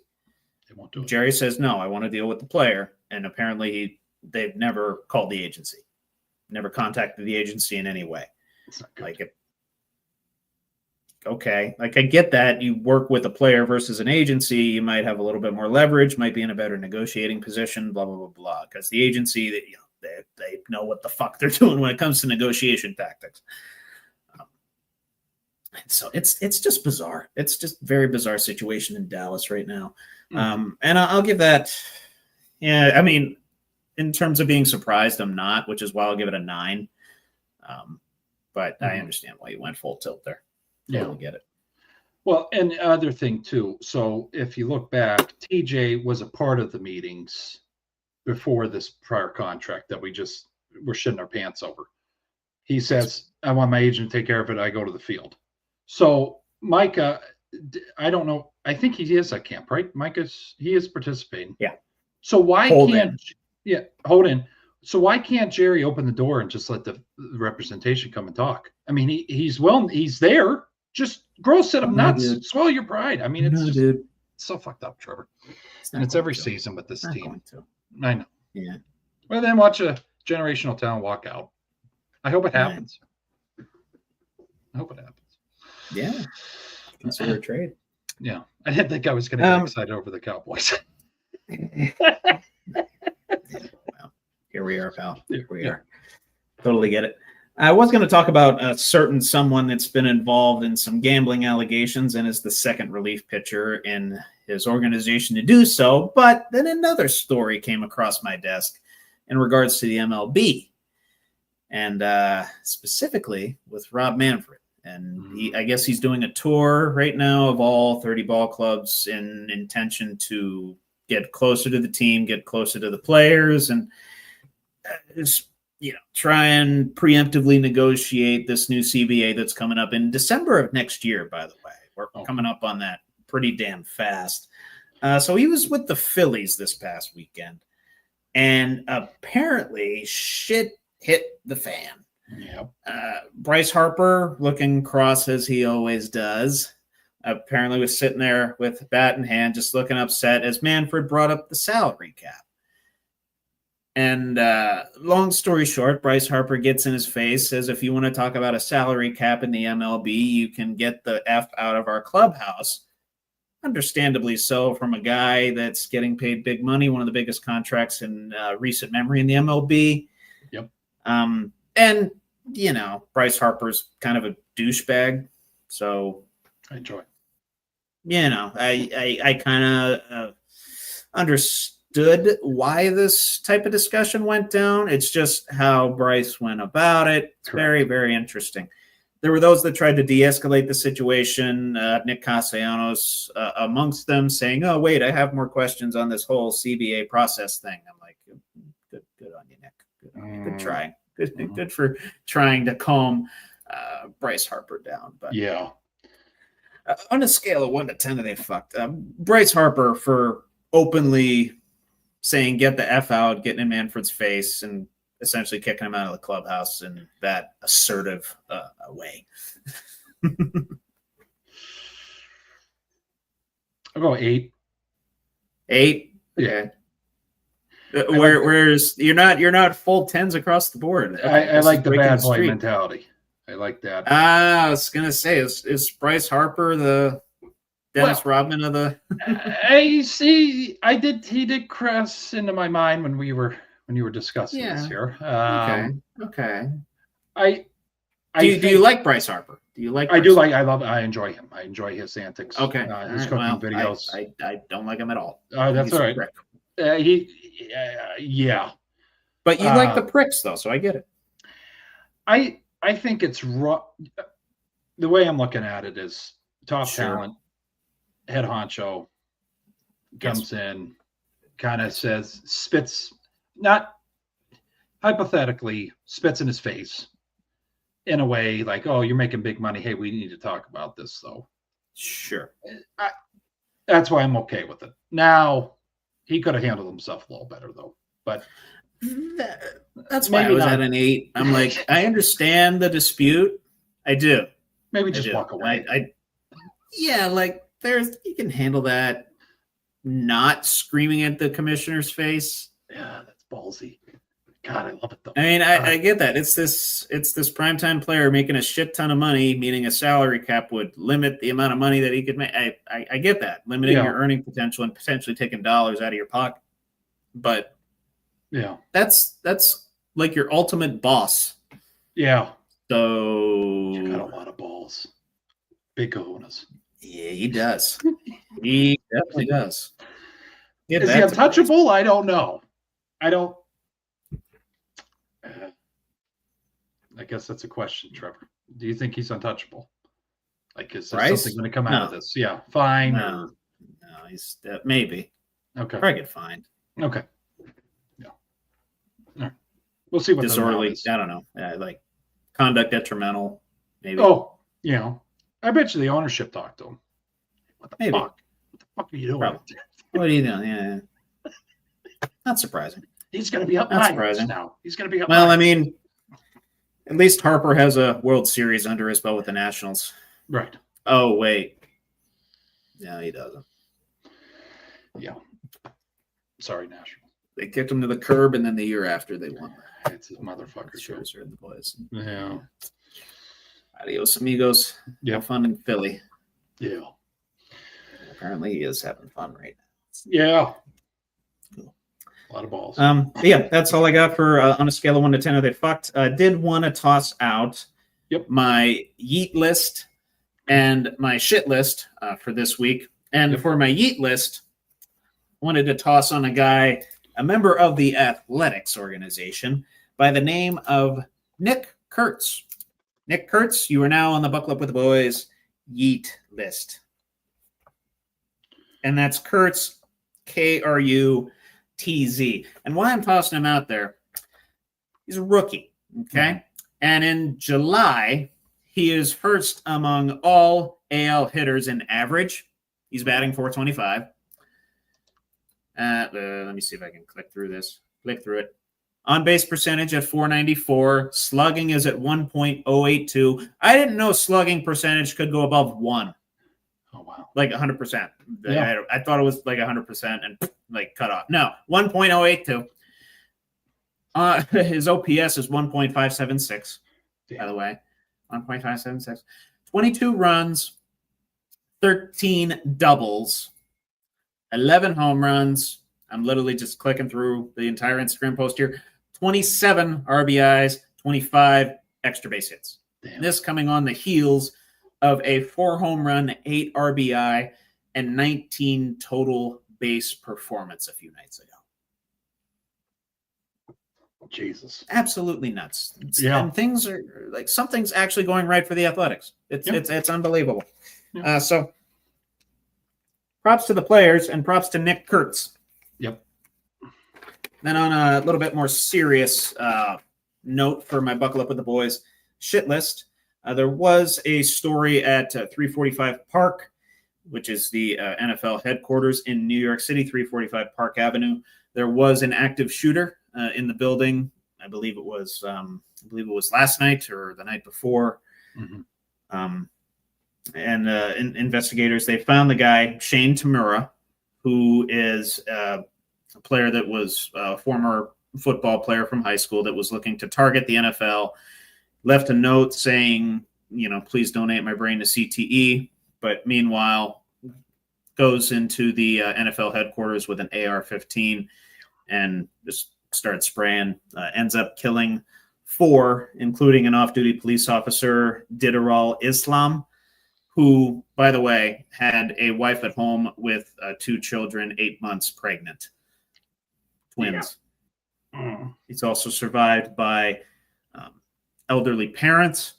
And Rich Eisen kind of got teary-eyed telling the story of a woman who is the mother of a son that is a friend of Rich Eisen's son that goes to camp, goes to summer camp with. So I can only just imagine having to be those counselors or whoever was in charge of the camp having to tell this kid and having to report to the other kids, like, this is why this kid's leaving.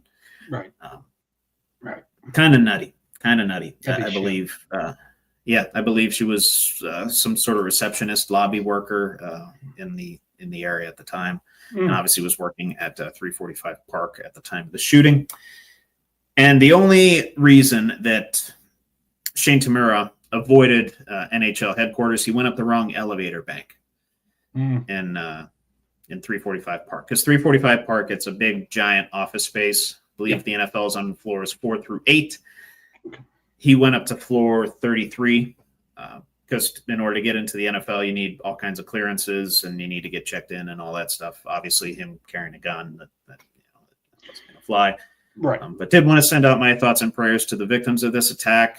Very senseless attack. And I know the guy said, he left a note saying, I think I have CTE. Please study my brain.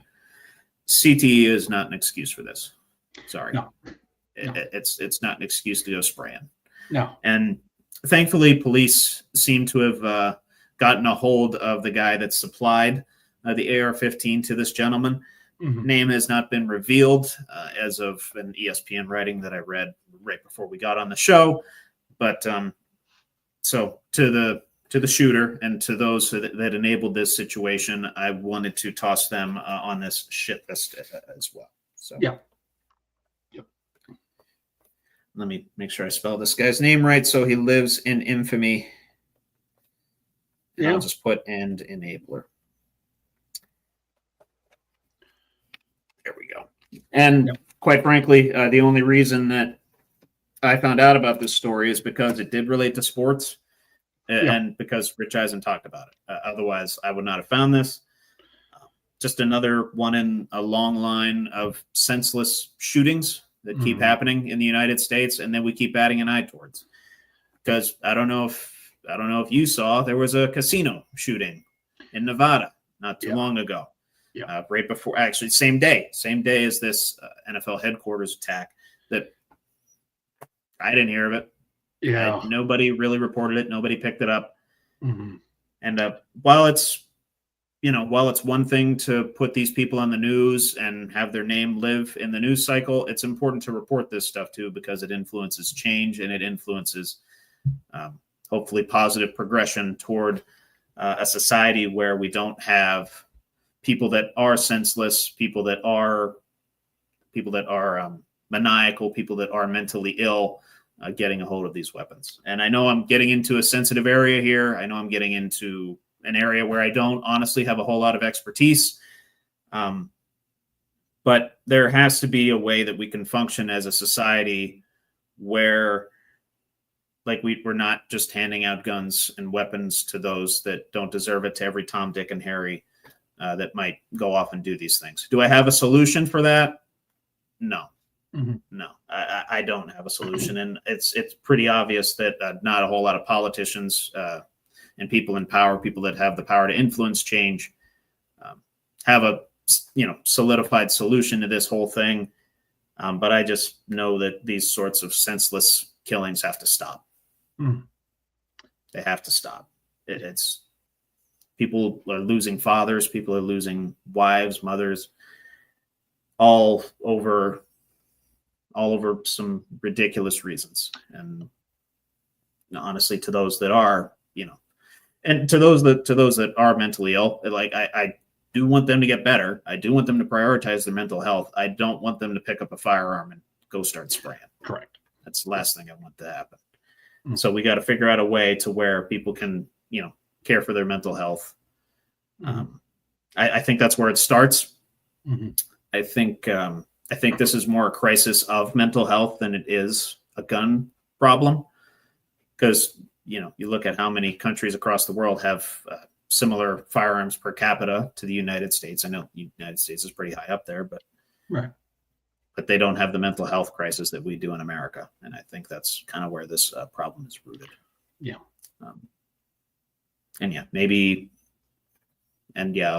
I'll use the buzz phrase. Maybe gun control is a proponent of this, but I think it starts with mental health. So just wanted to offer some commentary on that. And real quick, before we get to debate time, did want to shout out a player that did pass away due to metastatic prostate cancer. Unfortunately, this individual was diagnosed with it in January 2024, was treated with chemotherapy, radiation, got rid of it in 2024, declared cancer-free, but then the cancer had returned to other organs as of December 10th. Ryan Sandberg, one of the better five-tool players, honestly, of all time in baseball. Like before this morning, I'd never heard of this individual, but then I looked at his stats, and honestly, my father brought him up to me. And I'm like, this is a Cub. Why is he bringing this guy up to me? I can see why. He seemingly modeled his game after him. My dad was likewise a second baseman in his little league and varsity days. Ryan Sandberg, a Hall of Famer, a one-time MVP in 1984, seven-time Silver Slugger, nine-time Gold Glover, 10-time All-Star, Home Run Derby champion, and at one point Player of the Year. Had close to 2,400 hits, 1,061 RBIs, 344 stolen bases, and over the course of an 17-year career, only had 120 errors. So a true five-tool player. And from the descriptions within this ESPN article, saying things along the lines, if it loads here, saying things along the lines that Rhino would be out there at 9 a.m. just grinding his ass off, ungodly consistent, had the perfect swing, class by himself. Such an impact on me, both as a person and as a player. To the family, friends, and fans of one of the greater baseball players of all time, and I know the favorite of a certain individual that watches this program. Shout out to you, Weiss. Ryan Sandberg, may he rest in peace. Yep. Yeah. No. Thoughts and prayers to the family members with the shooting at the NFL office there. And also thoughts and prayers to Ryan Sandberg's family, Hall of Famer, like Trevor alluded to, five-tool guy. Stats speak for themselves. No, there's a lot of problems this country has, and I hope we someday find peace and address those problems and fuel to the problems instead of helping the problems. So leave you with that little nugget there. But anything else, Trevor? Yeah. No, that's it. I know I've kind of pushed off debate time here a little bit. No, you're all right. Fuck it. No. Let's get into that. Let's end on a little bit more positive a note. No, we're good.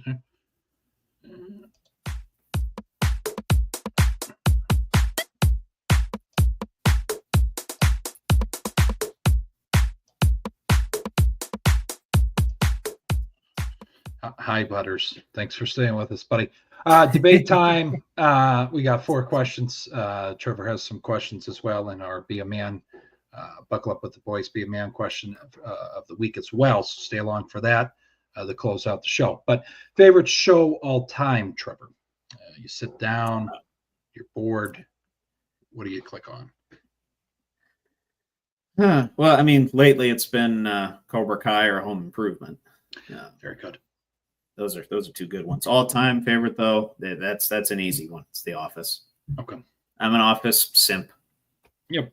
I love Steve Carell. I love that era of comedy when you could get away with some of the jokes that they said. Edgy. Yep. Very edgy. Even honestly, even for the time. Oh, yeah. Definitely couldn't make that series now. A lot of the stuff that's in there, probably throw an ist on the end of the adjective. That's my go-to is The Office. That's the only really thing that's on Comedy Central anymore. So if I see I like Home Improvement, the show. I don't like, Home Improvement shows. I don't watch those, and that's the default on my Samsung TV. Right. I immediately flip it to The Office. Yeah. No, Office is definitely up there for me. That's definitely one, but we've been talking in PlayStation parties with the boys. It's Always Sunny. If I need a laugh, it's either those two. And I could watch the same episode 60 fucking times and I still laugh at the same jokes. I don't know what it is. Right. Steve Carell is a master, or Michael, whatever you want to allude to him. But and then Danny DeVito, he just makes me fucking chuckle looking at him. So it's a good time.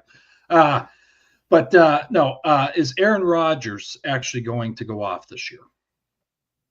Define go off. Better his passing stats from last season. Then yes. Okay. Then yes. I think he has less interceptions. I think he had 11 last year. Yep. I think that goes lower. Regression to the mean on that front. Similar probably in the touchdown department. Okay.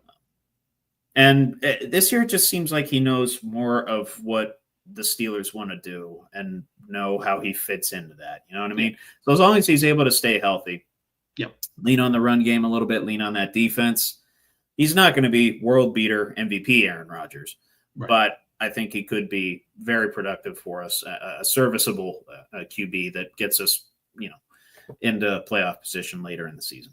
Yeah. So. And I think too, and this is just I guess what people allude to him as selfish. You're not seeing that selfishness that I guess you could lead on with. So that's just what I'm seeing him more as a team guy. But this one, greatest mixer for alcohol beverage, Trevor. What's your go-to? Oh, man. No, that's probably Coca-Cola. Coca-Cola, yeah. That's probably the go-to right there. I'll give you a bit of a dark horse one you might not think of, but it's good in like a dark and stormy. Yeah, is ginger beer. Very good. Yeah, ginger beer is very good. The only downfall with it is obviously you can't shake it because it's carbonated. Right. So you always have to, same thing with Coke. You have to usually stir it. But I don't know. It just blends well with like a dark rum. Yeah. And maybe you toss a little garnish or like a little lime or lemon in that. Yeah. So it's honestly pretty good with a silver rum as well. It just blends well with rum, and rum's one of my go-to hard liquor drinks, I guess. Yeah. But yeah, that's I always get every time I order from this place called BJ's Restaurant Brew House. They sell this 4-pack of ginger beer for I think it's $6.99 or something. Mm-hmm. Always tack on one of those. It's fucking delicious.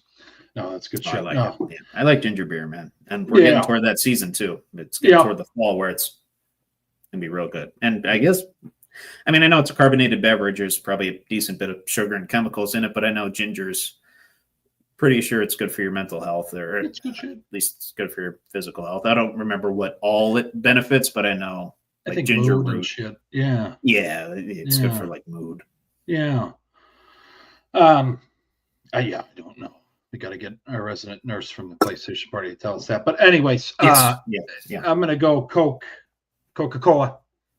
Coca-Cola. They did have cocaine in it back in the day. I know everybody likes to say that.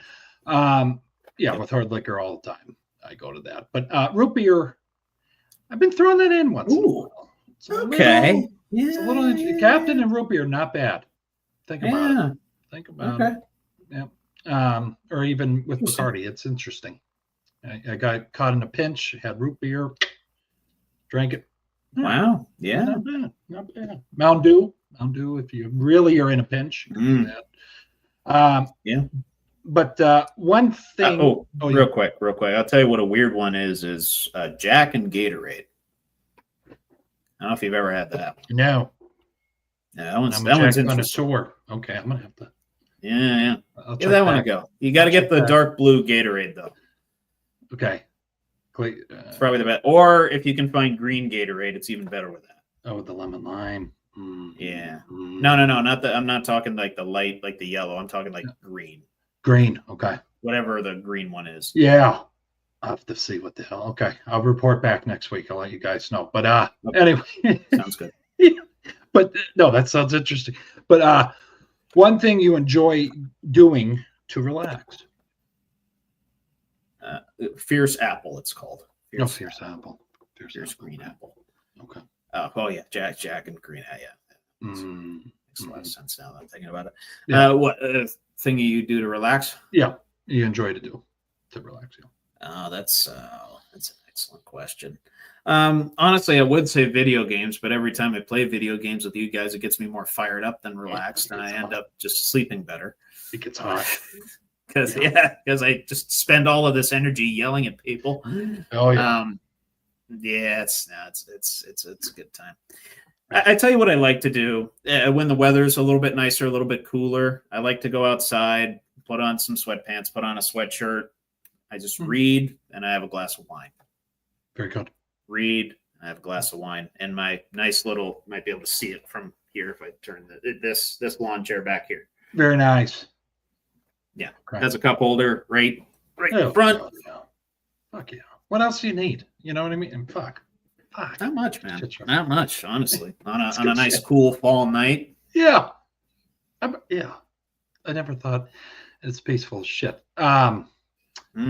Yeah, very, very serene. And I turn everything off in here. And it's just nice. I'd say walking. Oh, yeah. And then I got to get back on that. I got to walk.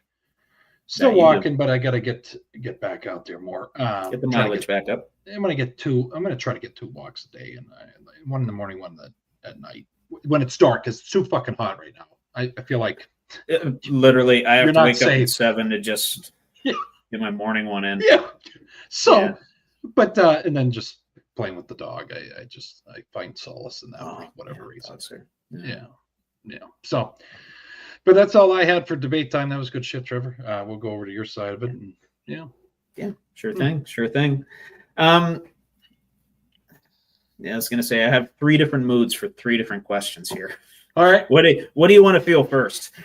Hit me with it, whatever. It don't matter. Do you want to feel reminiscent? Do you want to feel happy, or do you want to feel like sad for it? Let's go sad to happy. Yep, I think it could go sad to happy. Yeah. Okay. All right. Cool.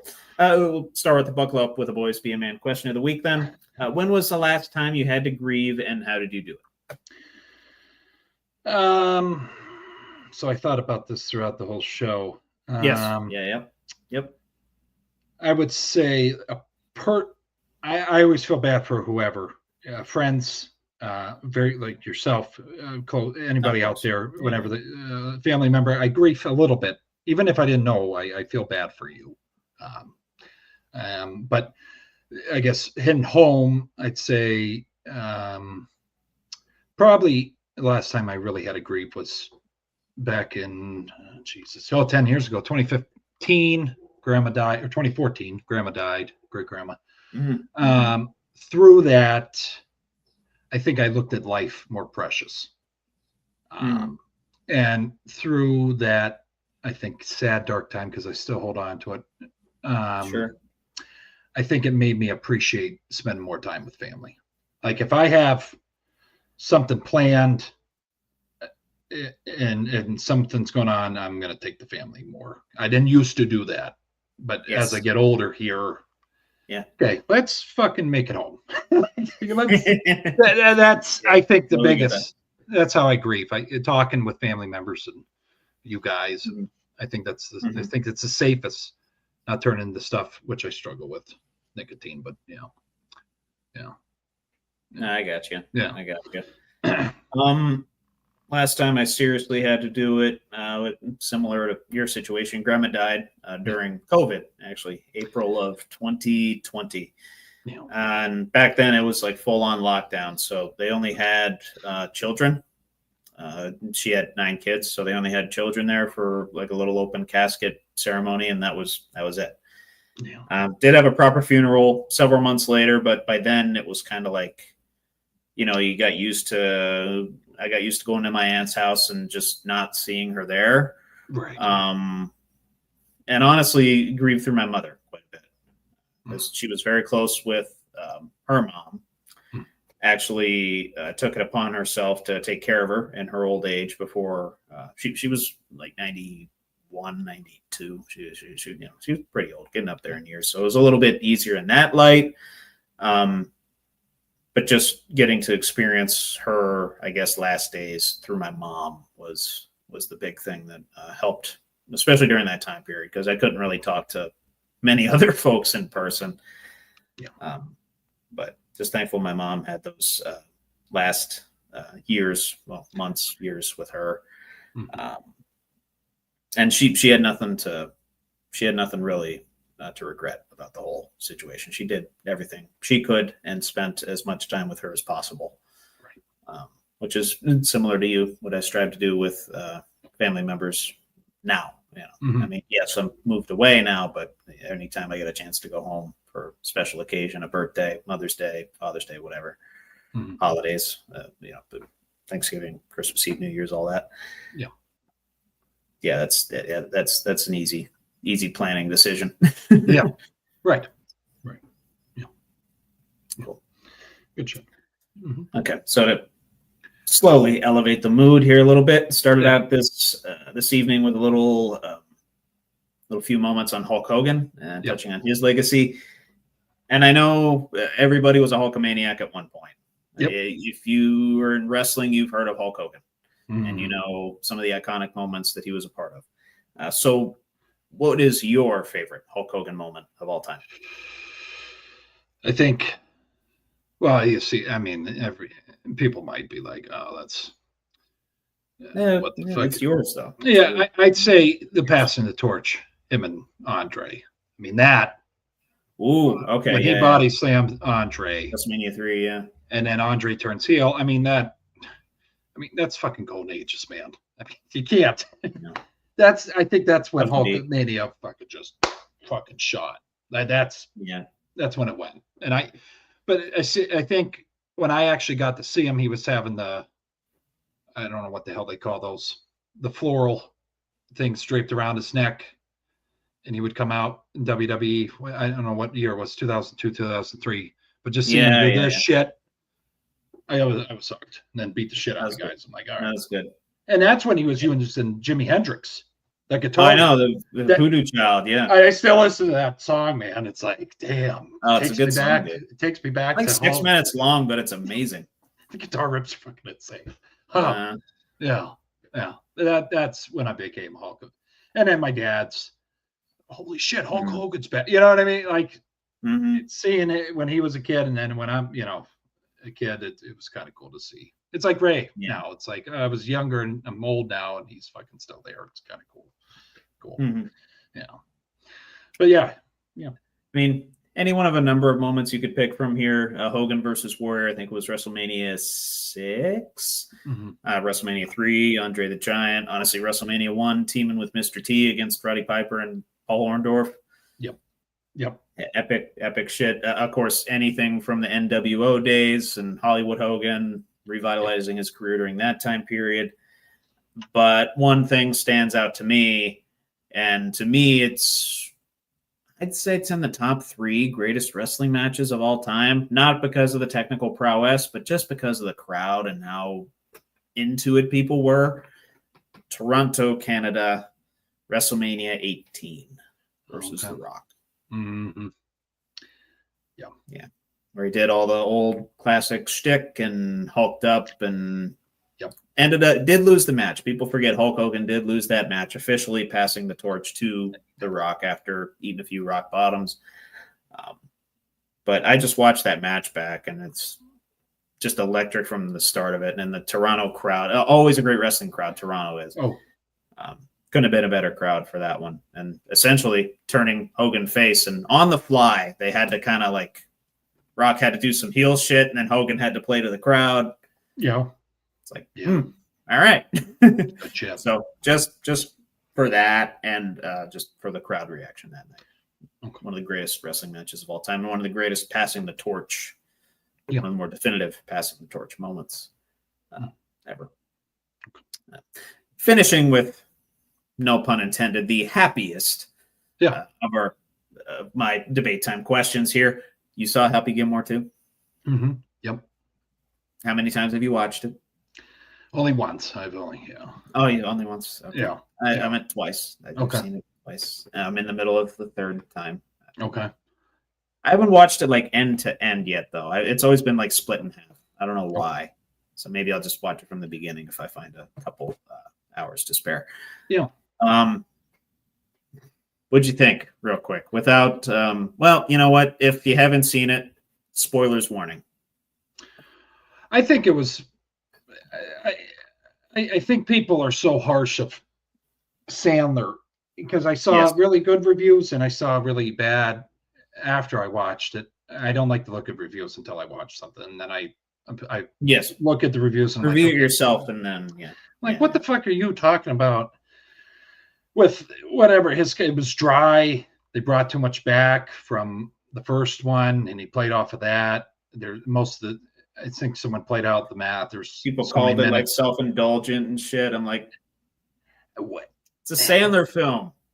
What do you expect? And then the people were bitching about too much branding in it. Have you ever watched a fucking Sandler movie? Every time he can throw some product in there or some. It's with Netflix now too, so brand name. Because they're like, he even went as far to put Adidas patches on his pants. I don't know how many people caught that, but at the around his calf area, he's like, he's money hungry. Shut the fuck up! Like, I think it's one of the best sequels I've ever seen. I think it's one of the best, hands down. So, I mean, if you don't want to appreciate good comedy, and I guess you have to be special type of comedy to like Sandler's, then it's just not your movie. Sorry. Yeah. It's good shit. It made me laugh my ass off. Sandler has a following. It's not. I don't think he's going to win any Screen Guild Awards. But he knows his crowd. Yep. He knows what appeals to them. Yep. And like you said, that was a fucking hilarious movie. Yeah. I enjoyed every single bit of it because I knew what to expect going in. I knew he was going to bring a lot of people in for cameos, the golfers, Rory, Bryson DeChambeau, and Scotty Scheffler did. Scotty Scheffler in that movie killed it. Wonderful.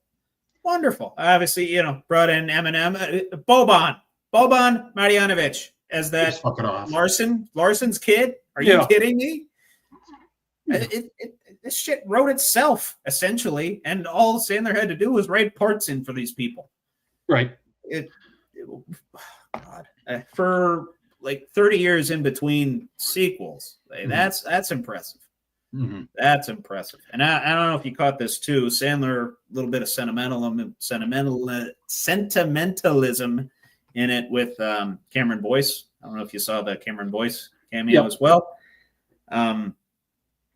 So it's not all fun and games, although it was a lot of fun and games, and it was a lot of drawing on the old stuff, but also giving things a fresh perspective and playing on Sandler's age and everyone else's age, and playing on the whole new wave of revolutionizing golf and so on and so forth. Old golf's boring. I like that's the way that they went with it, and I like the way they went with the Shooter's character as well. Yeah, it's awesome. Yeah. It's awesome. Him in the insane asylum for 30 years. Great. And then they bring up the freaking gold jacket, and he just fucking tears out of that. It's just good stuff. It's just. But I'll say this: so you want to give flack to, and I saw this the other day, and I know we're going back, to the date 30 years ago. But just want everybody to realize how talented he is if you don't like his comedy. Yeah, Billy Madison in 95, Gilmore in 96, Wedding Singer in 98, Waterboy in 98, and then Big Daddy in 99. In a 4-year stretch, Trevor, he killed it with five movies that I think still played to the culture today, pop culture. Yeah. So the guy, you got to give him some fucking credit. And then he comes back 30 years later, 29 years later, and fucking kills it with a sequel to a movie that everybody I think wanted to happen, but the character. How many guys on the golf course try to reenact this shot? I mean, everybody. And in a boring sport that people like to say, he made it fucking cool. So he did. He doesn't deserve the flack he gets. And Rotten Tomatoes can kiss my ass because they didn't give him a good grade. He's at a 70 on there. He's at a 70. He's on a 70? Okay. Yeah, he's good there. Maybe it was a different. There's another outlet that. I was gonna say there's been some polarizing. People that don't like Sandler's style. Yeah. Critics tend to come out in droves, and they do for Sandler. Yeah. But whatever. He's making a shit ton of money and having the time of his life making movies with his buddies. I mean, Yeah, with his buddy. That's the dream. That's the dream. the best part was Rob Schneider, right? Oh my! I mean, I was fucking. And it's Oh, I lost it. I lost it when that happened. Oh, Nick uh, Swartzen that gets the shoe shoved up his. Oh my god! And Steve, I forget. I always fuck up his name. I call him Crazy Eyes. He's the neighbor. Oh, Buscemi. He's starting to beat on the car. What the fuck? You know, and then his other buddy that does the thing with his eye, grab and shoot her in the middle. I mean, there's so many good fucking scenes. Yeah. There's so many. Kid Cudi was in that film too. Kid Cudi too. But in the FBI, yeah, it was awesome. It was awesome. And Eminem's part. It was funny as shit. It's funny as shit. Spoilers again, if you haven't watched it. He ends up, he's the jackass guy. And then Sandler's 4 kids throw him into a pond with gators. Yeah. To which then Eminem's character gets eaten by the gators. But while he's doing it, he's like trying to kick the gators' ass. And he's like, fucking Detroit, bitch. Yeah. Yeah. It's good shit. I know he had that in. I know. You saw a different light of him too, man. But and then Vern Lundquist, who's there in a decked out like pink jacket, is like, well, we have our first fatality. Yeah. It was good shit. It was good. Yeah. Even the commentators were fucking awesome. You saw them in a different light, So and then Posty shows up. It's like, all right. It's fucking awesome. That was fucking awesome, Vern. Yeah. Yeah, that's good stuff, man. But anything else? There is a question in there. Yeah. There is a question in there. Oh, yeah. As we're raving. Yeah. What is the Adam Sandler sequel you want to see next? I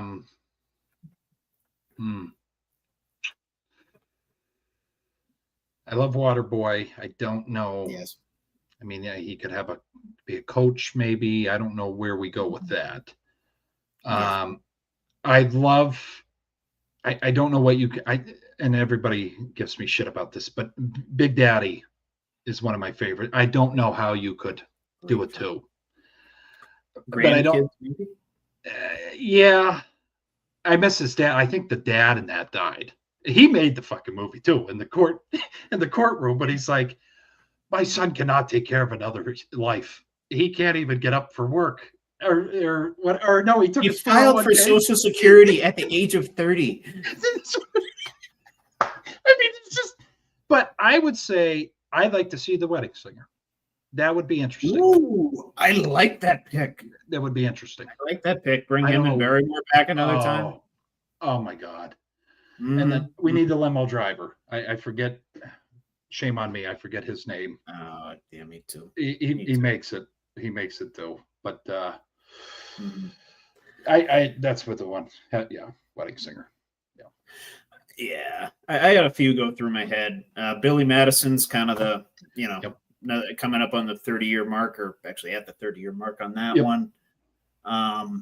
Anger Management came to mind. I don't know how you do that without Jack Nicholson. I don't know who would fill in for that role, or if Adam Sandler would be that role and he'd be the therapist. Oh, that would be fucking gold. Mm-hmm. Oh, that'd be interesting, but he still flies off the handle every now and again. Yeah. He's a licensed therapist, but he's still kind of nutty. I don't know. He could run with that. Big Daddy. Weirdly enough, Little Nicky came to mind. I don't know how the hell you would do a sequel to that, because that was just like a balls to the walls movie. I don't really know how you. It was just a name that came to mind. I don't know how you do it. But one that you brought up that you kind of dismissed is The Waterboy. It would be. I want to see The Waterboy, where he's potentially coaching another young gun. And honestly, I just want to see Henry Winkler again.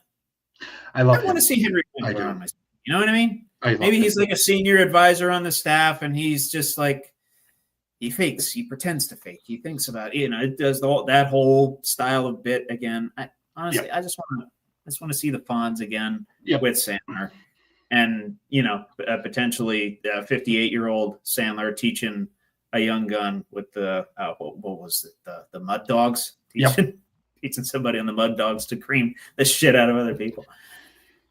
I think that'd be fun. It'd be fucking awesome. And Vicky, Vicky.